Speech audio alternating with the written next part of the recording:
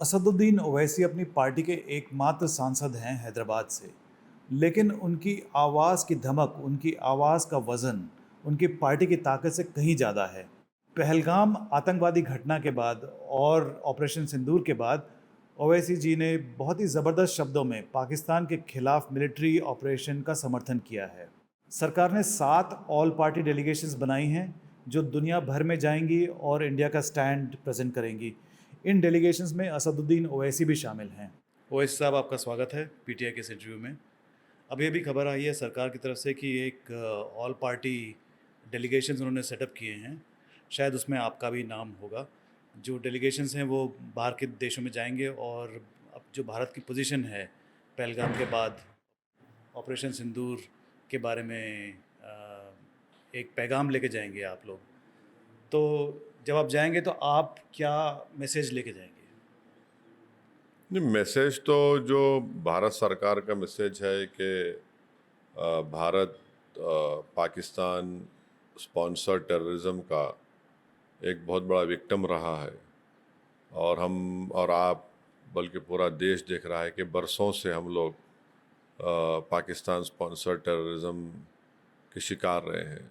General Zia-ul हक़ के ज़माने से जब ऑपरेशन ब्रास टैक्स से ये सब तमाशा चल रहा है, क़त्ल गारतगिरी हो रही है, तो वो एक बताना पड़ेगा। फिर खंदार का प्लेन का हाईजैक भी है, हमको छोड़ना पड़ा उन जालिमों को। फिर 26/11 का वाक़या है,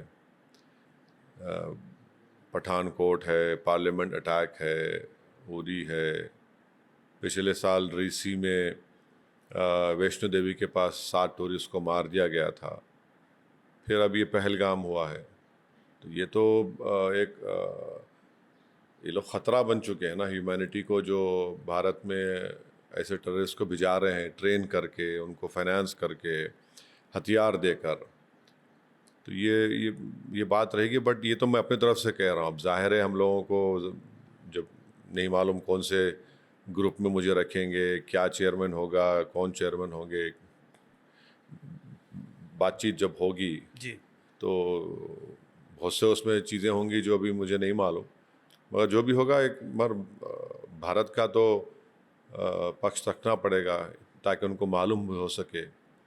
और दूसरा मैं समझता हूँ कि इम्पोर्टेंट ये है कि जिस किसी ग्रुप में मुझे भिजाएंगे वहाँ पर ये बताना ज़रूरी है कि ये सिर्फ पाकिस्तान जो प्रोजेक्ट कर रहा है कि देखिए मुसलमान देश है, हम लोग इस्लाम है, ये सब बकवास है। भारत में ख़ुद 20 करोड़ के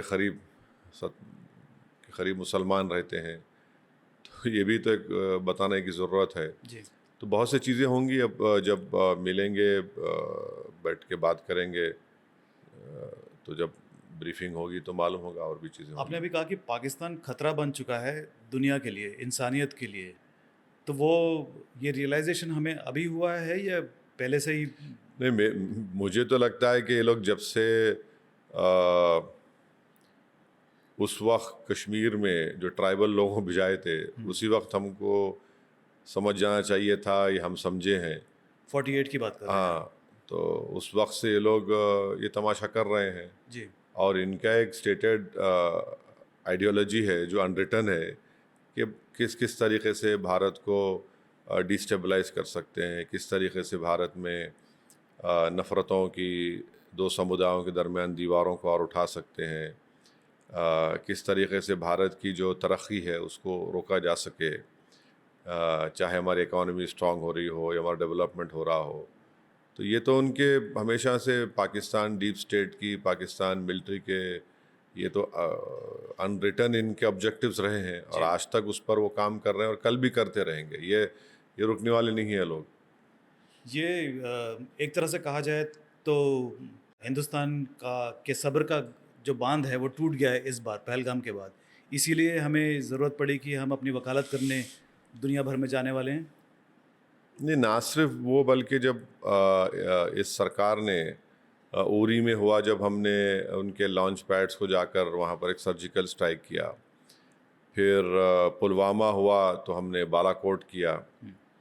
अब जब पहलगाम में, तो ये तो बहुत ही दर्दनाक और तकलीफ़देह मैसेकर था ये, एग्जीक्यूशन था इन वे। में मैसेकर हुआ है बिल्कुल, ये मिलिट्री स्टाइल में एग्जीक्यूशन बोल सकते हैं, और मैसेकर था कि फैमिलीज़ को सेग्रीगेट करके, अलहदा करके, महिलाओं को, बच्चों को अलग करके, मर्द लोगों के तरफ करके, उनके सामने ये पूछना कि अगर आप मुसलमान नहीं हैं तो आपको गोली मार दिए, और वो भी चेहरों पे गोली मारे, point blank range. Point blank, जिससे उनके पूरे चेहरे डिसफिगर हो गए। और फिर कलमा बोलो, कलमा नहीं बोल सके तो आपने उन पे गोली चला दी।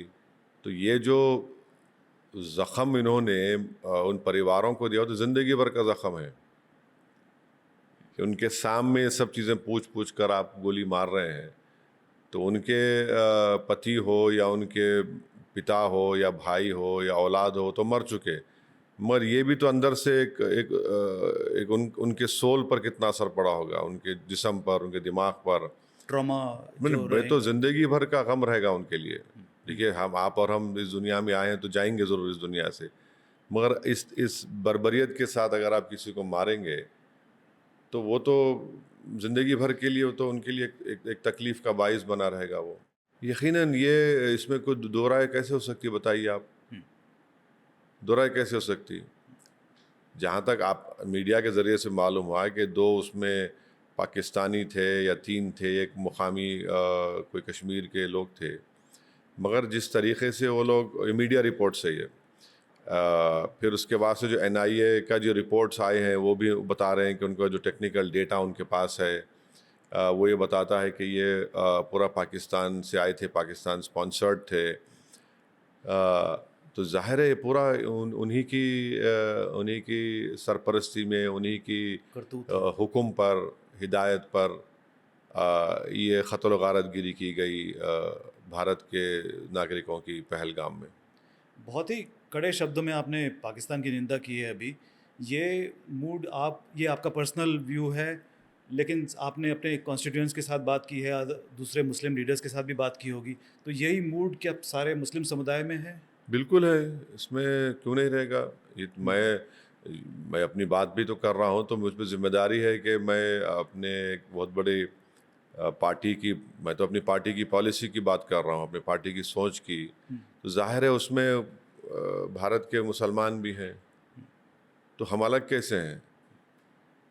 हम अगर सियासी तौर पर हम बीजेपी के, उनके आइडियोलॉजी के ख़िलाफ़ रहेंगे, मगर जब आप देश में आकर देश के नागरिकों को, एक भारत के सिटीज़न को आप मार रहे हैं, तो इसमें सवाल कहाँ से उठता है मेरे पॉलिटिकल डिफरेंसेस का?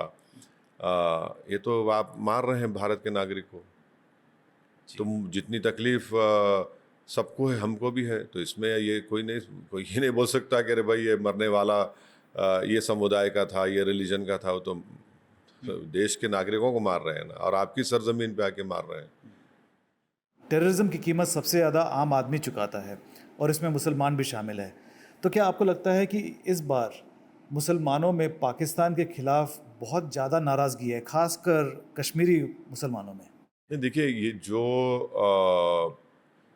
भारत में सब ने मिलकर इसके ख़िलाफ़ एक होकर इसका कंडेमनेशन किया, तो कंडेमनेशन अगर कोई मुसलमान कर रहा है तो इसलिए नहीं कर रहा है कि मुसलमान है, वो इसलिए कर रहा है कि भाई मैं एक इंडियन हूँ, और वो इसलिए कर रहा है क्योंकि जब अजमल कसब को हमने अपना पूरा ड्यू प्रोसेस उसको इस्तेमाल करने दिया, हमारे लीगल सिस्टम का, उसके बाद जब उसको सज़ा दी गई कोर्ट की, तो वहाँ के मुसलमानों ने कहा कि इसको हम अपने क़ब्रिस्तान में दफनाने नहीं देंगे। सही बात है। तो वो ले जाकर कहीं क्या किए नहीं मालूम हमको उससे, उस जालिम से। तो ये सवाल ये नहीं है कि मुझ पर ज़्यादा प्रेशर है या मुझ पर ज़्यादा फोकस है। हम सब एक कश्ती में सवार हैं। सही कहा आपने। हम सब एक कश्ती में सवार हैं। अगर कोई उस कश्ती में कोई छेद मार रहा है तो सब डूबेंगे ना, कोई बचने वाला नहीं है उसमें। तो हम सब एक कश्ती में सवार है, तो जाहिर जब हम सब एक कश्ती में सवार है तो हर तूफ़ान का तो मुकाबला हमको मिलकर ही करना पड़ेगा। जी। तो हम ये नहीं बोल सकते कि हम यहाँ से करूँगा, सबको मिलकर करना पड़ेगा। वह अंदर घर के अंदर की बात जो है घर के अंदर कर लेंगे और करते रहेंगे हम। पर जब एक लोग आप पे आकर हमला कर रहे हैं तो सबको अपना अपना जिम्मेदारी को समझकर अपनी अपनी बात को रखना पड़ेगा, तो वही हमने किया है। अगर हम सिर्फ कश्मीर को देखें तो ये जो पहलगाम में जो कश्मीर के बारे में मैं ज़रूर कहूँगा कि पहली मर्तबा कश्मीर में एक ऑर्गेनिक प्रोटेस्ट हुआ है। हाँ, पहलगाम यही के बारे पूछने में, वाला था। हाँ, एक पहलगाम के वाक़े के बाद एक ऑर्गेनिक प्रोटेस्ट हुआ है। ना इसमें कोई एजेंसीज का स्पॉन्सर्ड है, ना कोई पॉलिटिकल पार्टी का स्पॉन्सर है। अब मिसाल के तौर पर सोपोर एक इलाका है, वहाँ पर कोई टूरिस्ट जाता ही नहीं है। वहाँ पर कैंडल लाइट विजिल हुआ। अच्छा, ये बार बार ये लोग बोलते हैं कि देखिए टूरिज़्म इंडस्ट्री को नुकसान हुआ। नुकसान ज़रूर हुआ, मगर कश्मीर में सबसे बड़ा जो टूरिज़्म जो जीडीपी कंट्रीब्यूट करता है 6-7% का है। उनका असल मामला हॉर्टिकल्चर का है जो करीब 25-28% का है। मगर एक ओवरऑल आप देखेंगे कश्मीरी मुस्लिम्स में उन्होंने आउटराइट कंडेम किया इसको, आउटराइट कंडेम किया। यानी ये तो एक बहुत ही हिस्टोरिकल मौका हमारे गवर्नमेंट के पास है, प्राइम मिनिस्टर मोदी के पास है, अमित शाह के पास है जो होम मिनिस्टर हैं, कि वो इसका सही इस्तेमाल करें। किस तरह से? आप यकीनन पाकिस्तान को कन्फ्रंट करिए, मगर कश्मीरियों को अडॉप्ट करिए। कन्फ्रंट करिए पाकिस्तान को, बिल्कुल करना चाहिए, मगर कश्मीरियों को और अडॉप्ट करिए।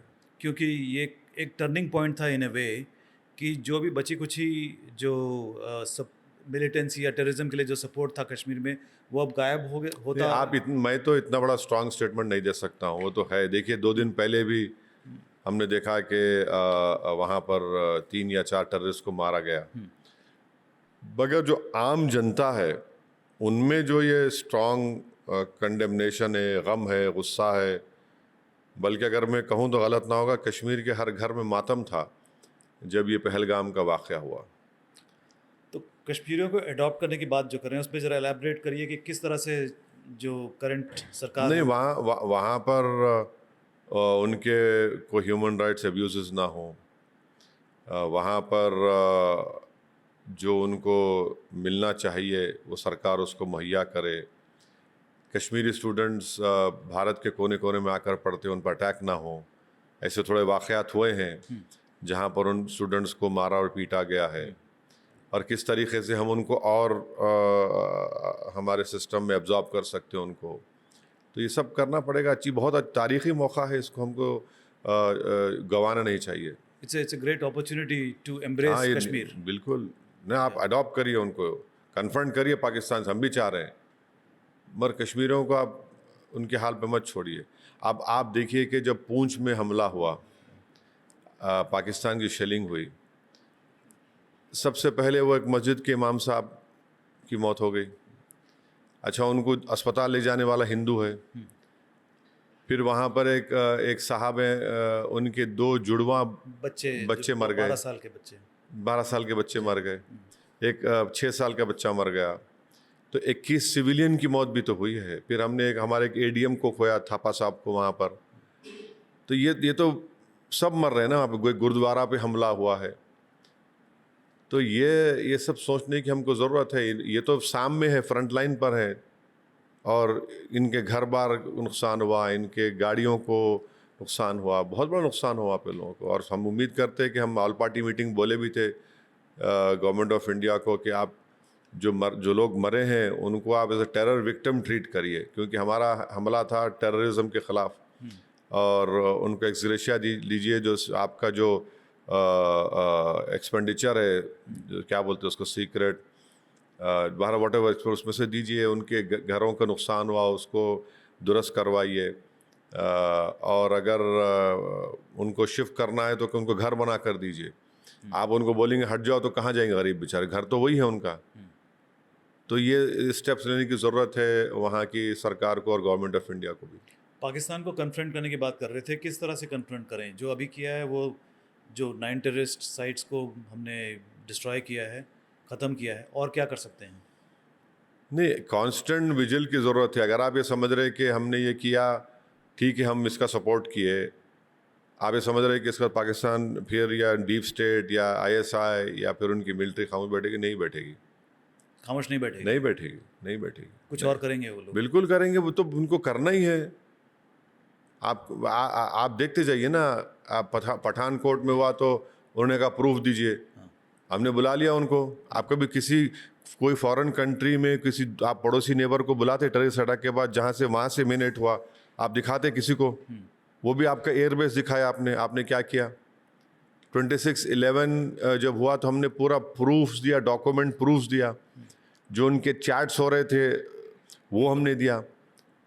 आपने उनको प्रोसिक्यूट नहीं किया। अच्छा, उनमें से बाज़ लोगों को सज़ा हुई, किस पे सज़ा हुई मालूम आपको?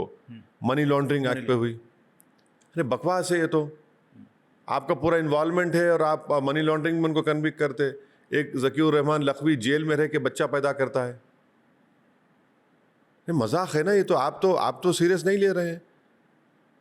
तो ये हमको तो कांस्टेंट विजिल पे रहना पड़ेगा। और ये बराबर मैं नहीं समझता कि अगर कोई समझ रहा है कि ये लोग खामोश बैठेंगे, तंग नहीं करेंगे, फिर कोई हरकत नहीं करेंगे, तो वो तो ख्वाब गफलत है। वो पाकिस्तान की एक शायद ये सोच भी थी कि पहलगाम के बाद में यहाँ पे कम्युनल डिस्टर्बेंसेस हाँ, होंगे। फॉरेन सेक्रेटरी ने कहा बिल्कुल सही है। मगर अफसोस की बात यह कि एक ऑर्गेनाइजेशन ने रिपोर्ट किया है कि थोड़े कम से कम हेट स्पीचेस के इंसिडेंट्स उन्होंने डॉक्यूमेंट किए हैं, मुसलमानों पर अटैक्स भी हुए हैं। बट उनका होल आइडिया वही था कि यहाँ पर हिंदू मुस्लिम की नफ़रतों की इजाफा हो, और उसके बाद लोग क़ानून को अपने हाथ में लें।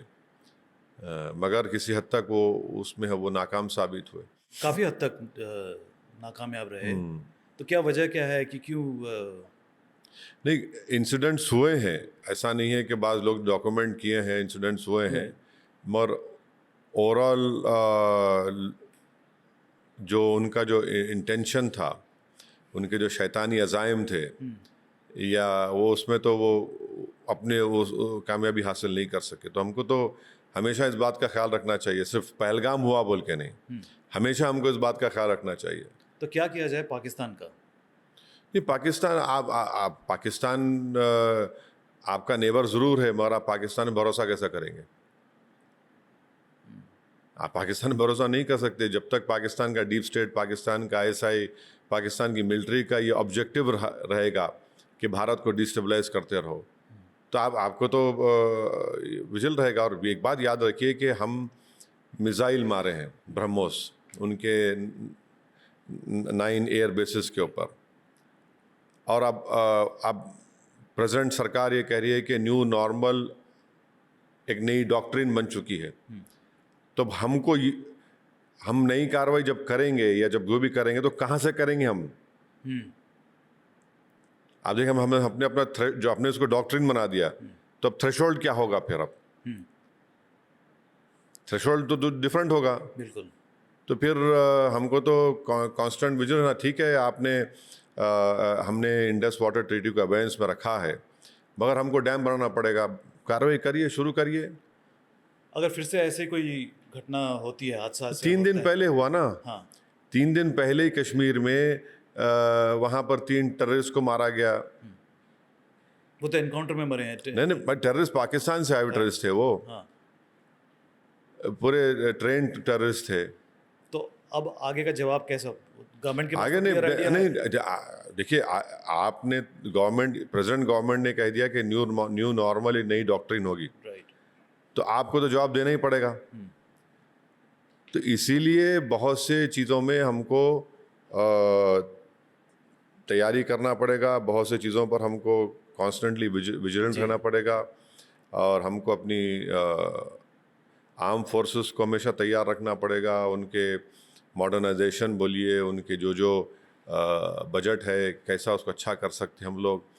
हमारा जो लोकल इंटेलिजेंस सिस्टम है उसको कैसा हम मजबूत कर सकते, और फिर हम किस तरीके से और वहाँ पर हम लोग पेनिट्रेट करके कैसा हम दे सकते, क्या कर सकते।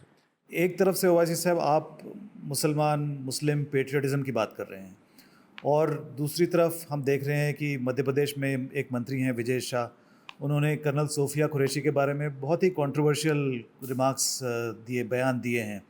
इसके बारे में आप क्या कहेंगे? देखिए, वो एक जिम्मेदार आदमी है, वो एक प्रदेश के स्टेट के मिनिस्टर हैं, और आप कह रहे हैं कि हमने उन्हीं के पास उनकी बहन को भिजा दिया। अरे अबे, वो कहाँ से उसकी उनकी बहन हुई? वो तो देश की बेटी है, देश की बहन है, वो तो हमारे आर्म फोर्सेस का हिस्सा है। उसमें भी तुम मजहब का चश्मा लगा के देख लिए और जोड़ दिए उसको उन जालिमों से, आतंकवादियों से। तो ये जो है ना, मेरे को लगता है कि ये जो मिनिस्टर ने कहा है वो उनकी हेट्रेड को जाहिर करता है एक समुदाय के खिलाफ। तो ऐसे लोगों को क्या कहेंगे आप? तो नहीं, उनको ये समझाने की ज़रूरत है कि भैया आप हेट्रेड करिए, मगर आप हेट्रेड पाकिस्तान से आए हुए टेररिज्म की तरफ करिए। अगर आप ये समझेंगे कि भाई ये नाम मुसलमान है तो मैं हेट्रेड करूँगा, तो फिर उसका तो कोई दुनिया में कोई दवा नहीं उस जहालत का, उस हेट्रेड का इलाज करने के लिए, सिवाय इसके कि बीजेपी सरकार उनको कैबिनेट से निकाले, उनको केस तो हाई कोर्ट ने एफआईआर बुक किया है, उनको अरेस्ट करें, अरेस्ट करके उनको जेल को भिजाएं। एक बेहतरीन मिसाल बनेगी ना सिर्फ देश में बल्कि पूरी दुनिया में कि आप इस तरह की बकवास नहीं कर सकते। और वो भी एक बहादुर ऑफिसर के बारे में आप इस तरह की गंदगी और हेटफुल कमेंट्स आप करते हैं। ऐसे लोगों को क्या कहेंगे आप? आप क्या कहेंगे? आप गंदगी को देख के गंदगी ही बोलेंगे ना उसको। अब क्या बोलेंगे आप उसको? गंदगी है वो, आउटराइट गंदगी है, आउटराइट आपकी नफरत है। और आपको ये भी लिहाज नहीं रहा कि आप एक मिनिस्टर हैं। अच्छा, मैं सुना कि वो इससे पहले भी एक अनाप शनाप बके थे मुख्यमंत्री, एक साबिका एक्स मुख्यमंत्री की वाइफ के बारे में भी। तो फिर क्यों नहीं रोक रही बीजेपी उनको? भाई आप हटा नहीं सक रहे उनको। ऐसे लोगों को पॉलिटिक्स में नहीं होना नहीं चाहिए। नहीं, पॉलिटिक्स का सवाल नहीं है। आप जिस पार्टी की जिम्मेदारी है, तो आप जो रूलिंग पार्टी है उनको निकालना चाहिए। अब उनको नहीं निकाल रहे, क्यों नहीं निकाल रहे? क्योंकि वो एक कास्ट को बिलोंग करते हैं। तो वहां पर भी आपको वोट देखना क्या है उनका? आप देश को देखेंगे या अपनी राजनीति को देखेंगे, तो बीजेपी को तय करना है। जी, ये सब होने के बाद जो आपकी जो राय है आर्टिकल 370 के बारे में, ये कुछ बदली है अब? नहीं, मैं आर्टिकल 370 के रिवोकेशन का खिलाफ रहा, आज भी खिलाफ रहा हूँ। मैं डिसएग्री करता हूँ सुप्रीम कोर्ट के जजमेंट से रिस्पेक्टफुली, और मेरा जो स्टैंड है वो आज भी है। क्योंकि आप देखिए, आप वहाँ पर कश्मीरियों को जो हमने एक राइट दिया था, आप उसको ले लिए। वहाँ पे तो उनकी असेंबली थी नहीं, प्रेसिडेंट रूल था, हमें गवर्नर रूल बोलिए। तो खैर हमारा जो स्टैंड था पहले, आज भी हम उस पर स्टैंड करते। मगर इसके बावजूद भी जब आप वहाँ पर 370 आप निकाल दिए, तो फिर आप उनको अडॉप्ट करिए ना। आप उनको देखिए, सिर्फ ज़मीन से मोहब्बत के दावे तो हम करते हैं, बस ज़मीन पे बसने वाले कौन लोग हैं उनसे भी तो मोहब्बत करना पड़ेगा। वो बंजर ज़मीन तो नहीं है, उस पर इंसान बसते हैं, उनके भी उम्मीदें हैं, उनके भी ख्वाब हैं, उनको हम और हमारे इस वतन को पूरा करना है उनको। तो आपने शायद ये कहा कि 370 अगर निकाल भी दिया है तो कम से कम लोगों से तो मोहब्बत करें, ताकि उनको लगे कि वो बहुत ज़रूरी है, बहुत ज़रूरी है, बहुत ज़रूरी है। अच्छा, स्टेटहुड आप कब देने वाले हैं? सुप्रीम कोर्ट में तो आपने वादा किया था वेरी सून, सितंबर तक कहा था आपने। अब आप मई में आ गए, तो नहीं मालूम वो कब स्टेटहुड दीजिए उन लोगों को। और फिर लद्दाख में तो लोग बोल रहे हैं कि हमको यूनियन टेरिटरी में हमारे को नहीं चाहिए। वो भी बड़ा क्रूशियल एरिया है लद्दाख का भी। और देखिए, पार्लियामेंट इलेक्शन में जो बड़ी कामयाबी रही लद्दाख के एमपी की रही, 542 जो हमारे 43 सीट्स हैं, उसमें बेहतरीन कामयाबी जो रही ना कि एक दो सीट्स पे, एक तो वो ट्राइबल पार्टी के जीते और दूसरा लद्दाख का। These are extraordinary victories, political victories. Right. माने आप एंट्रेंच्ड पॉलिटिकल पार्टीज के खिलाफ आप जीत रहे हैं, तो वो एक बहुत बड़ी कामयाबी रही लद्दाख से जो हनीफा साहब जीते हैं। तो वहाँ भी काम करने की ज़रूरत है। Since we are talking about Hindu-Muslim unity, I've got a question about RSS. RSS के जो प्रमुख हैं मोहन भागवत जी ने एक बहुत इम्पोर्टेंट बयान दिए हैं। उन्होंने कहा है कि जो मुसलमान का डीएनए इंडिया हिंदू का डीएनए है, सेम है, और आप क्यों बार बार हर मस्जिद के नीचे आप शिवलिंग ढूंढते हैं, तो इससे आपको कुछ do you feel warm fuzzy feeling inside you?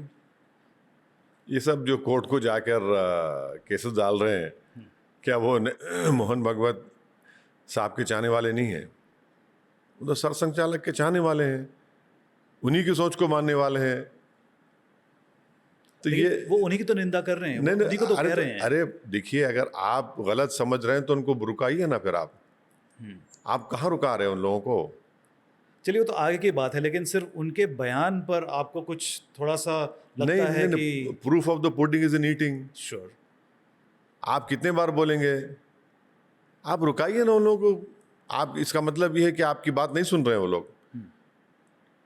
अगर आप ये समझ रहे हैं कि मैं बेबस हूं, मैं तो सिर्फ बोल दिया हूं, ऐसा तो नहीं है ना। आप बेबस नहीं है, आप ही के बस में सब कुछ है और आप ही के हुक्म पे हो रहा है सब। ये आपकी रजामंदी से हो रहा है। ये आपको लगता है? अभी नहीं लगता, नहीं है, सच्चाई है ये। और देखिए, जब उनका स्टेटमेंट आया उसके बाद से उन्हीं के बहुत बड़े लीडर ने क्या कहा, नहीं उसका मतलब ये नहीं था, उन्होंने कह दिया दूसरा मतलब था। तो फिर उसको क्या समझेंगे? ये थियरी ऑफ कंफ्यूजन है आरएसएस की, याद रखिए आप। अब इस थियरी ऑफ कंफ्यूजन में इसको समझते हैं कि लोग, अरे आप ही के उनके बड़े लीडर ने एक स्टेटमेंट दिया है, बताया है, उसको सब्सटेंशिएट किया, नहीं ये नहीं था, ऐसा नहीं था, ऐसा है। देखिए, आप एक एमपी हैं, हालांकि हैदराबाद के एमपी हैं, लेकिन आपके एक नेशनल लीडर के तौर पर आपकी एक हैसियत है, तो आप चाहेंगे कि आप जाके मोहन जी से मिलके उनसे बात पूछ लें? ये सीधी सी बात। नहीं, मुझे मेरे पेट में दर्द नहीं है ना। नहीं, आपके दर्द नहीं है, नहीं, लेकिन मेरे पेट में दर्द नहीं है। मैं जानता हूँ आरएसएस को, आरएसएस की आइडियोलॉजी क्या है हम जानते हैं। आरएसएस इस देश को प्लुरलिज्म और डाइवर्सिटी को ख़त्म करके एक थियोक्रेटिक कंट्री बनाना चाहती है, ये हम सब जानते हैं। उनके लीडर्स के स्टेटमेंट्स रहे हैं, चाहे वो हेगडेवर हो, डॉक्टर हेगडेवर हो, गोलवालकर हो, प्रेसिडेंट मोहन भागवत हो, उससे पहले दियोरस हो, राजू भैया जो बोलते हैं वो हैं। तो उनके तो स्टेटमेंट्स हैं ना, ऑन रिकॉर्ड स्टेटमेंट्स हैं। और अगर किसी को यकीन नहीं आ रहा तो आप निकाल के देख लीजिए, मालूम हो जाएगा आपको। So you don't believe it there comments? समंदर के दो किनारे हैं ना हम और वो। समंदर के दो किनारे एक कैसे हो सकते बताइए आप? फिर भी हो सकता है। नहीं, कैसे हो सकते? समंदर के दो किनारे कभी एक नहीं हो सकते।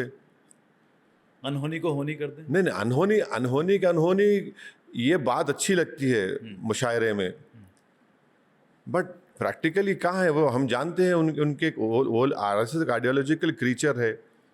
आरएसएस अपनी आइडियोलॉजी कभी छोड़ने वाली नहीं है। So you think these statements were meant only to confuse the नहीं, ये hypocrisy है? नहीं, ये तो सिर्फ एक चीप टॉक बोल सकते, लूज टॉक है। बोल दिए थोड़ा अमेरिका को मैसेज देने के लिए, थोड़ा गल्फ के मुस्लिम कंट्रीज को मैसेज देने के लिए। तो ये मगर आप तो कर रहे हैं ना, पूरे आप ही के लोग सब तमाशे कर रहे हैं, और दूसरे कौन है उसमें? जी। अच्छा, ये बोलने के बाद फिर नरेंद्र मोदी क्यों नहीं सुन रहे उनकी बात? सुन रहे होंगे शायद। नहीं, आप बताइए कि फिर प्लेसेस ऑफ वर्शिप एक्ट पे गवर्नमेंट का स्टैंड क्या है? आप बोल दीजिए ना कि 1947 15 अगस्त को बाबरी मस्जिद को छोड़कर जितने भी मुसलमानों के प्लेसेस ऑफ वर्शिप हैं, हिंदू धर्म के प्लेसेस ऑफ वर्शिप हैं, सिख धर्म के हैं, बौद्ध धर्म के हैं, जैन धर्म के, वो चेंज नहीं होंगे। हमने कानून बना दिया उसका। ये गवर्नमेंट का स्टैंड क्या है उस पर बोलिए ना फिर आप। अभी हमने देखा कि बम्बई में एक जैन धर्म के मंदिर को तोड़ा गया, हजारों हमारे जैन भाई निकल कर आए। ये तो आपका टेस्ट तो यही है। सरकार आप ही की है ना, एक आइडियोलॉजिकल एफिनिटी है आपकी उन लोगों से, तो गवर्नमेंट क्यों नहीं बोलती फिर? जी, आप अपने आप को प्रोग्रेसिव मॉडर्न लीडर मानते हैं? नहीं, देखिए, ये मैं लीडर नहीं हूँ, नेशनल लीडर। आप ज़्यादा तारीफ कर दिए, शुक्रिया आपका बहुत बहुत। आप हैदराबाद आए, हमारे मेहमान हैं, मगर ऐसा कोई ना मेरा मानना है, ना मैं अपने आप को समझता हूँ, ना मेरी कोई ख्वाहिश है। जो मेरी पार्टी की तरफ से जो जिम्मेदारी है मैं उसको भरपूर तरीके से निभाने की पूरी कोशिश कर रहा हूँ। तो अब प्रोग्रेसिव बड़ा सब्जेक्टिव हो जाता है। आप प्रोग्रेसिव नहीं है नहीं क्या? नहीं नहीं, आप प्रोग्रेसिव के माने क्या है बताइए। आप प्रोग्रेसिव माने अगर आप बोलेंगे कि भाई मैं अपनी आइडेंटिटी को छोड़ दूं, नहीं, बिल्कुल नहीं। हाँ, नहीं नहीं, प्रोग्रेसिव के डेफिनेशन आजकल तो बहुत यानी बाज लोग बोलते हैं कि प्रोग्रेसिव का मतलब ये है कि आप रिलीजन को माने ना। नहीं, मैं बाज बाज लोग बोलते प्रोग्रेसिव का मतलब ये है कि आप एक ही कल्चर को माने। मेरा मानना नहीं नहीं है नहीं, सर। आपका माना नहीं है तो मैं इसीलिए मैं कह रहा हूँ ये बड़ा ही Loaded, नहीं नहीं, लोडेड नहीं, केयरफुल तरीके से मुझे बोलना पड़ेगा कि पहले तो अब आपके जहन में प्रोग्रेसिव का मतलब मुझे नहीं मालूम, मगर अब जो मौजूदा दौर में हाँ, जो प्रोग्रेसिव का मतलब ये है कि आप अपने धर्म को बिल्कुल ही छोड़ दीजिए। मैं तो धर्म को नहीं छोड़ सकता मेरे, चलिए। क्योंकि धर्म, संविधान मुझे इजाजत देता है कि हम धर्म पे चलो। अरे कौन कह रहा है आपको धर्म नहीं, मैं छोड़ने का? भाई जो इस देश में एक तबका है ना, बिल्कुल। एक तबका ऐसा भी है, बड़ा तबका है कि बोलते नहीं आप उसी वक्त प्रोग्रेसिव और नेशनलिस्ट होते हैं जब आप एक ही कल्चर को मानेंगे, एक ही आइडियोलॉजी को मानेंगे।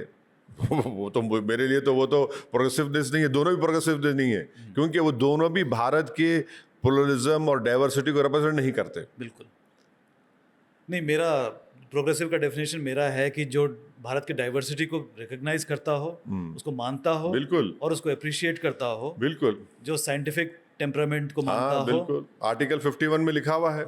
जो लॉजिक से आर्ग्यू हाँ करता हो, वो बिल्कुल, प्रोग्रेसिव लीडर हाँ है। बिल्कुल, आप उस हिसाब नहीं से नहीं हैं। नहीं, बिल्कुल। देखिए देखिए, जब आप प्लुरलिज्म डाइवर्सिटी की बात कर रहे हैं, इस देश का कोई धर्म नहीं है ना, ये देश ये कहता है कि हम किसी धर्म को नहीं मानते। देश कहता है कि तुम्हारा धर्म है, हम सेलिब्रेट करेंगे। It's your business. नहीं, हम सेलिब्रेट करेंगे। नहीं है, हम सेलिब्रेट करेंगे। ये इस देश की खूबसूरती है। इस देश का कोई धर्म नहीं है। जी। ये देश सब धर्मों को मानने वाला है, और ये देश उसको ही मानता जो धर्म को नहीं मानता। तो ये एक यूनिकनेस है भारत की पूरी विश्व में, जो किसी देश में नहीं है, किसी देश में नहीं है। मैं ये प्रोग्रेसिव मैंने शब्द इसलिए यूज किया कि वो मेरा प्रियम्बल था एक क्वेश्चन का, तो नहीं उसका नहीं, प्लेटफॉर्म नहीं सेटअप करने अक्सर के नहीं लिए अक्सर क्या होता है कि जर्नलिस्ट ऐसा बोल के सामने वाले को खुश करके और उसके बाद में फिर आप एक सामने फेंकते हैं आप। तो मैं उसमें नहीं फंसने के लिए आपको पहले से आपको रोक दिया मैं कि पहले ये बता दीजिए प्रोग्रेसिव के मतलब क्या आपके पास। तो ये क्वेश्चन जो था वक्फ के ऊपर था, वक्फ और हाँ, मैं यूसीसी के ऊपर था। वही समझ रहा था मैं। बोलिए, हाँ बोलिए। तो सरकार भी ये कहती है कि जो वक्फ जो लॉ जो कानून जो बना है वो प्रोग्रेसिव कानून है, इसमें क्या बुराई है? आपको क्या इस पे दिक्कत क्या है नहीं, उससे? प्रोग्रेसिव कहाँ कानून है बताइए। हम देखिए 48 अमेंडमेंट्स हैं 2095 एक्ट के। एक प्रोविजन हमको बता दीजिए जिससे वक्फ की प्रॉपर्टी बच रही हो। एक प्रोविजन बता दीजिए जिससे वक्फ के इनकम में इजाफा हो रहा हो। एक प्रोविजन बता दीजिए जिससे वक्फ के एंक्रोचर्स को हम खत्म कर रहे हैं, हटा रहे हैं उनको। कहाँ है हमको बताइए ना भाई। मैं उस जॉइंट वर्किंग कमेटी, जो पार्लियामेंट कमेटी का मेंबर रहा हूँ। 6 महीने हम तमाम मेंबर्स ने, रूलिंग पार्टी के भी, एनडीए के, नॉन एनडीए, सब ने, हमने 6 महीने, हफ्ते में हम लोग 3-4 बार मीटिंग करते थे, 3-4 दिन, सॉरी।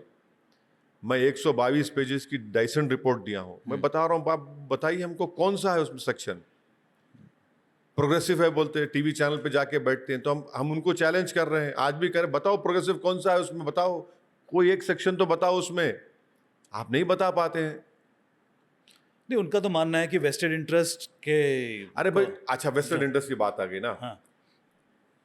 मुझ पे इल्ज़ाम लगा दिए कि ओवैसी के पास वक्फ की ज़मीन पे कब्जा करके बैठे। जो मैं तो नोटिस देने वाला हूँ लोगों को, जो भी ये बकवास करें।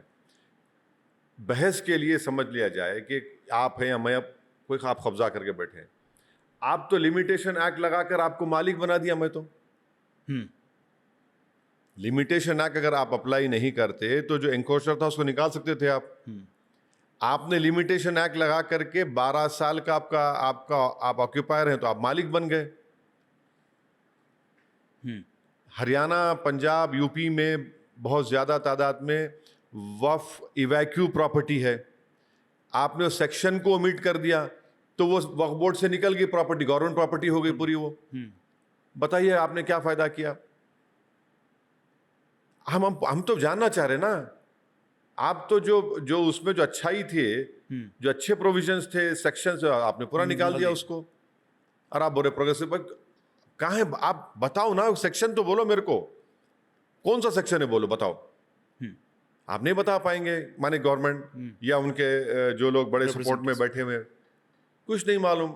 और जोकरों को ले जाकर गवर्नमेंट टीवी चैनल में बिठाती, चेहरों पे टोपी है, ऐसे चेहरों पे दाढ़ी है, टोपी है, और इल्ला माशाल्लाह ऐसे हैं कि एक सेक्शन बोल नहीं सकते वक्फ एक्ट का। नहीं बहुत अच्छा, मैंने अरे क्या पढ़ा तुमने, बताओ। Waqf by user, Waqf by user. देखिए बीएन मुखर्जी साहब एक हिंदू धर्म के बहुत बड़े जूरिस्ट हैं, जज रह चुके हैं, और जब हिंदू धर्म के बात आती है तो ही इज एन अथॉरिटी। वो खुद अपनी किताब में लिखते हैं कि हिंदू धर्म में बाय यूसेज मठ हो सकता है, बाय यूसेज टेम्पल हो सकती है, बाय यूसेज डीटी की प्रॉपर्टी हो सकती है। यहां क्यों निकाल रहे हैं आप? अच्छा, राम मंदिर बाबरी मस्जिद जजमेंट में सुप्रीम कोर्ट ने वक्फ बाय यूजर को अपहेल्ड किया है, और ये इलीगल आपने किया है कि किसी एक सुप्रीम कोर्ट के जजमेंट को पूरा ओवरटर्न कर दिया आपने। ये तो अनकॉन्स्टिट्यूशनल है। आप यकीनन लॉ बना सकते हैं, मगर आप सुप्रीम कोर्ट के जजमेंट को ऐसा नहीं ओवरटर्न कर सकते। आप वक्फ बाय यूजर कैसे निकालेंगे बताइए आप? हिंदू धर्म में अलाउड है वो, लेकिन उसका मिसयूज होता तो है। कहाँ मिसयूज होता बताइए? वो तमिलनाडु में तिरुचिरापल्ली डिस्ट्रिक्ट में। देखिए ये आप लोग अपनी स्टडी नहीं करते आप लोग। प्रॉब्लम ये है कि जब हम लोग, हमारी कमेटी, पार्लियामेंट कमेटी चेन्नई गई थी, चेन्नई कमेटी के सामने तमिलनाडु की सरकार आकर वहां के लोगों को बुलाकर बिठाकर हमको बोला कि ये इश्यूज है ही नहीं है, ये इशू खत्म हो चुका है। अब जो लोग बार बार इसकी मिसाल देते हैं तमिलनाडु की, वो झूठ बोल रहे हैं। कमेटी के वो मिनट्स को पढ़ लें, डॉक्यूमेंट्स को पढ़ लें जो कमेटी को दिया गया था। नॉन इशू है, था ही नहीं, इशू खत्म हो गया वो जी। अब मिसाल देते आप गुजरात के सूरत की, सूरत म्युनिसिपल कॉर्पोरेशन का ऑफिस की, उसके ऊपर लिखा हुआ है कुछ सराय लिखा हुआ है, मुगल सराय लिखा हुआ है। तो आपको जानकर हैरत होंगी कि गुजरात में 2013 से लेके 2023 तक वक्फ बोर्ड नहीं बना। तो आपने क्या किया? सीईओ को अपॉइंट किया। अब सीईओ को अपॉइंट कौन करती है? State government. और 95 के एक्ट में सेक्शन 22 और 24 है, जिसमें ये लिखा गया कि अगर कोई वक्फ बोर्ड इलीगल अनलॉफुल एक्शन लेता है तो द सीईओ जो है लेटर लिख सकता है गवर्नमेंट को कि गलत हो रहा है। अच्छा। भाई जब वक्फ बोर्ड बना ही नहीं, सीईओ आपने स्टेट गवर्नमेंट ने अपॉइंट किया, वो क्या सो रहा था तुम्हारे जनता के पैसे खाकर? फिर ट्राइब्यूनल में केस गया, ट्राइब्यूनल ने कह दिया कि वक्फ प्रॉपर्टी नहीं है। ट्राइब्यूनल बोल दिया वक्फ प्रॉपर्टी नहीं है, वो भी चला गया। अब बताइए आपने लिमिटेड, अच्छा आपने क्या किया इस एक्ट में? आपने सेक्शन 2C बनाया। क्यों बनाया? क्योंकि आपने कहा, सरकार ने कहा कि हम दाऊदी बोरा मुसलमान के लिए बना रहे हैं, हाँ, मगर आपने उनका नाम ही निकाल दिया। वो पार्लियामेंट कमेटी के सामने किंग्स काउंसिल जनाब हरीश साल्वे साहब को लंदन से लाए, और हरीश साल्वे साहब ने लिख कर दिया कि इस तरह से एक सेक्शन 2C बनाइए दाऊदी बोरा के लिए। दाऊदी बोरा तो इस एक्ट के खिलाफ थे। उन्होंने कहा कि हमको इसमें डालिए मत, क्योंकि उनके पास जो है दायुल मुतलक का कॉन्सेप्ट है। उनके जो स्पिरिचुअल हेड है मुफद्दल साहब, वो उनके पास मुतवली नहीं हो सकता। अच्छा, उनके जो बिलीफ सिस्टम में मुतवली अगर होगा तो उनके दायुल मुतलक के बराबर हो जाता। तो उन्हें कहा हमको इस एक्ट में मत रखिए। आपने दाऊदी बोरा का नाम लेकर, उनको धोखा देकर, आपने भारत के सबसे दौलतमंद आदमी को, जो खोजा वक्फ है, यतीम खाना था खोजा वक्फ का, उस पर उन्होंने अपना घर तामीर कर लिया। आपने खोजाओं को क्यों शामिल किया? ताकि उनका जो प्रॉपर्टी वो लोग सेल किए थे इलीगल तरीके से, उसको आपने लीगलाइज कर दिया। आपने तो उनको फायदा पहुंचा दिया, दाऊदी बोरा को तो कोई फायदा। दाऊदी बोरा तो हम बोले कि हमको इसमें रखिए मत, और उनका कंसिस्टेंट स्टैंड है। 1924 से प्रिवी काउंसिल की जजमेंट को भी उन्होंने नहीं माना था। आपने दाऊदी बोरा के कंधे पे रखकर जनाब मिस्टर एम को फायदा पहुंचा दिया। आने दाऊदी बोरा के कंधे पर रख के तोप आपने चला दी और फायदा उनको हो गया है। वो केस चल रहा है सुप्रीम कोर्ट में भी। तो आपने सेक्शन 2 में क्या कहा कि any trust before this act and any trust after this act will not be a Waqf. उसका मतलब क्या है? क्योंकि वो खोजाओं ने अपने वक्फ ट्रस्ट के गलत Waqf property can not be alienated, उन्हें बेच दिया उनको, तो उनको फायदा पहुंचाने के लिए आपने सेक्शन 2C बना दिया। अच्छा, सेक्शन 3D क्या है? सेक्शन 3D यह है कि जितने आर्कियोलॉजिकली प्रोटेक्टेड मॉन्यूमेंट्स हैं विल नॉट बी वक्फ। तो मैं तो जितने, मिसाल के तौर पर सच्चर कमेटी ने कहा कि 180 properties are under the illegal occupation of ASI। मैं तो खो दिया 180 प्रॉपर्टी चले गए मेरे। ASI का प्रोटेक्टेड है, एंशिएंट है, तो भाई आप उसमें उसकी प्रॉपर्टी को, उसके कैरेक्टर को चेंज नहीं, माने आप तामीर काम नहीं कर सकते, उस हद तक है। ओनर तो वक्फ बोर्ड है, वो चले गया। Waqf board is not the owner, Waqf board मालिक ही नहीं है अब। तो अब क्या आगे क्या होगा? नहीं, तो अब देखिए, अब सुप्रीम कोर्ट में मसला है, अब सुप्रीम कोर्ट में फिर हियरिंग होगी। मैं भी उसमें एक पिटिशनर हूँ।